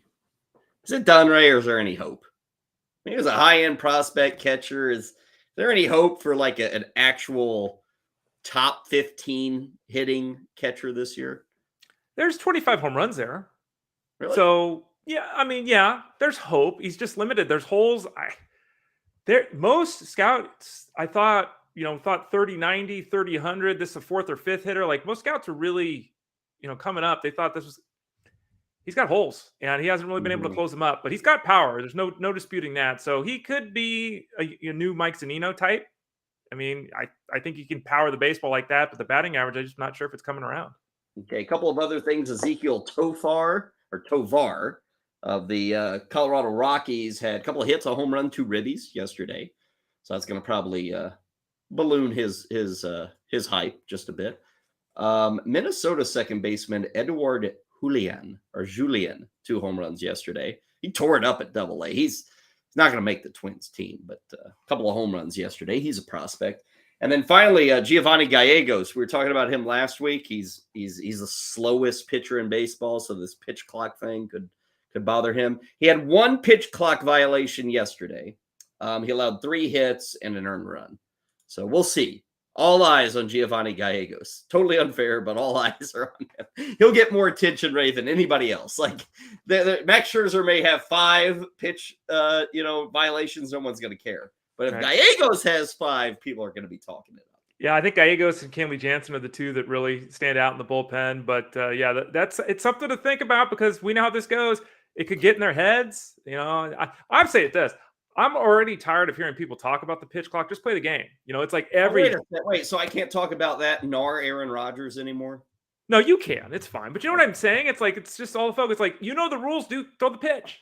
Like it's new. It's fresh. I know. It's very different from what they're used to. I assume he will figure it out, but there are some players that have gotten the yips. There's some players, they've talked about feeling rushed. Alex Cobb came out and said, I felt a little rushed. So, they'll figure it out. It's just going to take a little bit of time.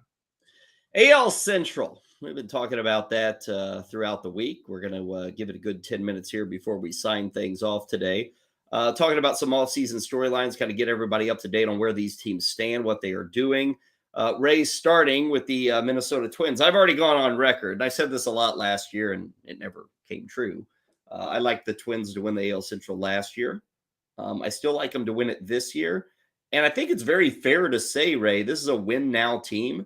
You see that banner there? That's AL Central Division champions of 2020. That was the COVID year. They didn't make it in 21. They didn't win it in 22. They're trying to win it in 23. And I look at this team, Ray, both hitting and pitching. And to me, it kind of is win now, especially on the pitching. This is a solid staff, not a great staff, but it's got some pretty decent arms, kind of like what Texas is doing. Doesn't have a DeGrom in it, but it's got like pretty solid arms 1 through 5, I think. Yeah, I think Pablo Lopez, Sonny Gray, Kenta Maeda, Tyler Mahle, Joe Ryan. That's a good group. And, got to have Maeda come back from the injury, and you got to have Sonny Gray stay healthy. And same thing, I guess, with Pablo Lopez, though he threw 180 innings. Joe Ryan might be the key. He's added a splitter, I think it was the other day. I was reading about that with him. He's pitched very well. He's the young guy of the group. The other guys have got some age. But the truth is that it's a good group, 1 to 5. And, they've got the bullpen anchored by Jorge Lopez and Johan Duran, too. So this is a good team that certainly shouldn't be lacking for pitching if they can stay healthy. And I love Bailey Ober. Yeah. So it looks like he's going to start the season in the minors because of the depth. Kirilloff and Kepler, Ray. It's kind of like I look at those guys and say, you got to do it. One of them's got to come through and be able to support a Correa, Polanco, Buxton. Like they need that fourth big. Maybe it's Joey Gallo. Hell, I don't know. Maybe Joey Gallo, but they need that fourth bat in this lineup. I like the three. They've got Buxton, Correa, Polanco, but they need a fourth guy there to kind of lengthen this lineup. So that'll be key for them. Kansas City, they need a lot of things to lengthen the lineup, but I will say probably the biggest thing going on here right now with Kansas City as we look at the end of last season to where we are this year is these three guys. Ray, their rebuild has not really worked, from the World Series to where they are now. It's almost like they're restarting a rebuild within a rebuild. Yeah. And these guys, Ray, are your next generation. Pasquantino, Witt, and you see Melendez. And that's the cornerstone here. Kind of like it used to be Perez, Hosmer, and Moustakas. With a sprinkling of Lorenzo Cain kind of hanging out, and Alex Gordon. Like that's, they had 5 really good youngsters. Billy Butler was a 6th. Yep. Like, Ray, when that all happened for Kansas City, they had prospects arrive at the same time. We got 3 of them here. I don't know if we get number 4 and number 5 here, but that's what they're looking for right now in Kansas City.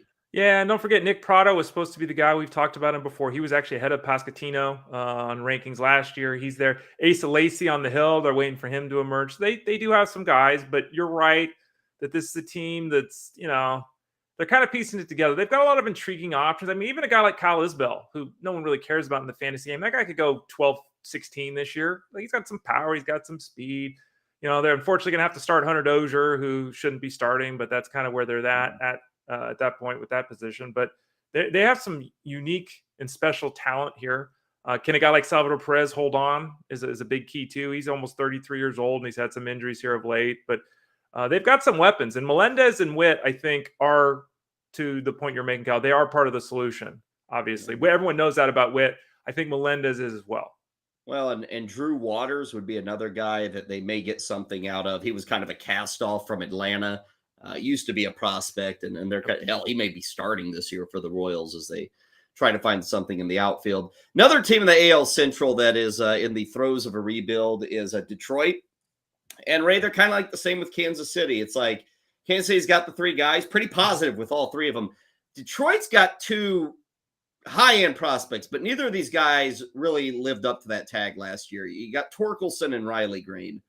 And so, Ray, I look at this team, and that was kind of the hope, is this offseason, these guys, maybe they just sent them to Driveline and said, figure it out, boys. But, like, they got to get these 2 reestablished. I would have to think that is the goal this offseason. Get these guys their confidence back and get them back to where you say, wow, they can be dangerous pieces of a major league lineup again.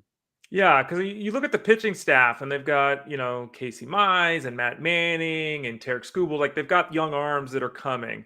The offense needs these 2 guys in Torkelson and Riley Green to hit. And, according to everyone, Green and Torkelson are the 3 and 4 hitters for the next decade. Like, everyone or 2 and 3, if you want to play it that way. Everyone expects these guys to be all-star caliber performers at the big league level. Rookie year, Green started out really well, lots of walks and all that. He kind of tailed off a little bit. Obviously, we've discussed Torkelson previously. He didn't do anything virtually all year long. But those are 2 guys that are going to have to be centerpiece to this team or they're in trouble. I mean, it's kind of like the Jets with Zach Wilson we were talking about earlier. Like, they missed with Zach Wilson. They're in a little bit of trouble. They're going to have to go outside the organization now. Problem for the Tigers is they don't have money to be throwing around $300 million to sign guys. They need Green and Torkelson to be the guys they expect them to be, and I would anticipate both guys being better this year than they were last year. Yeah, let's hope so. And there's going to be an attraction to taking them late on drafts. I don't know if you can get Green necessarily late. Torkelson, I think you can. He's kind of sliding in drafts out there. So keep your eye on those guys because, hey, this is a sport where we get success because of a bat.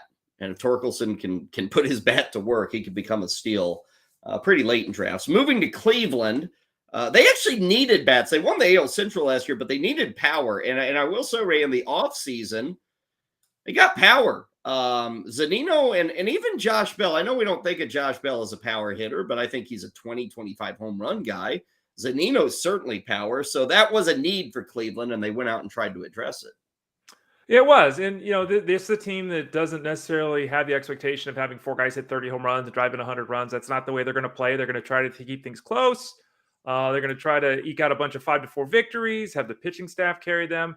Stephen Kwan talking about youngsters was very good last year, and he'll help set the top of the order there. They've got Ahmed Rosario, who's a very solid major league player. Ramirez, Bell, Jimenez, who we talked about earlier in the week. They've got pieces, and it's really, I find the last 2 guys in the order, if it goes this way, to be so fascinating, because Miles Straw doesn't know what a home run is, and Mike Zunino has no idea what a stolen base is. And you put both guys together, and if it goes as expected, you got 2 guys going 15, 25, 15. 40. Yeah, like that's what I'm saying. So it could be a very interesting. It'd be fascinating to watch that, how those 2 guys, if you actually add them together, how they end up. Yeah, and if they're 8-9 hitters, you can kind of get away with the idea of adding the 2 together. Finally, we land with the Chicago White Sox. They were the favorite by a very, very big amount last season, and it was nothing but disappointment. So the offseason storyline here with the White Sox, Ray, just flushing it, getting red. It was just a bad year all around. Antonio Russa is out, and I think he's taken a lot of the blame. Oh, he was out of touch, and nobody enjoyed the way he ran a team.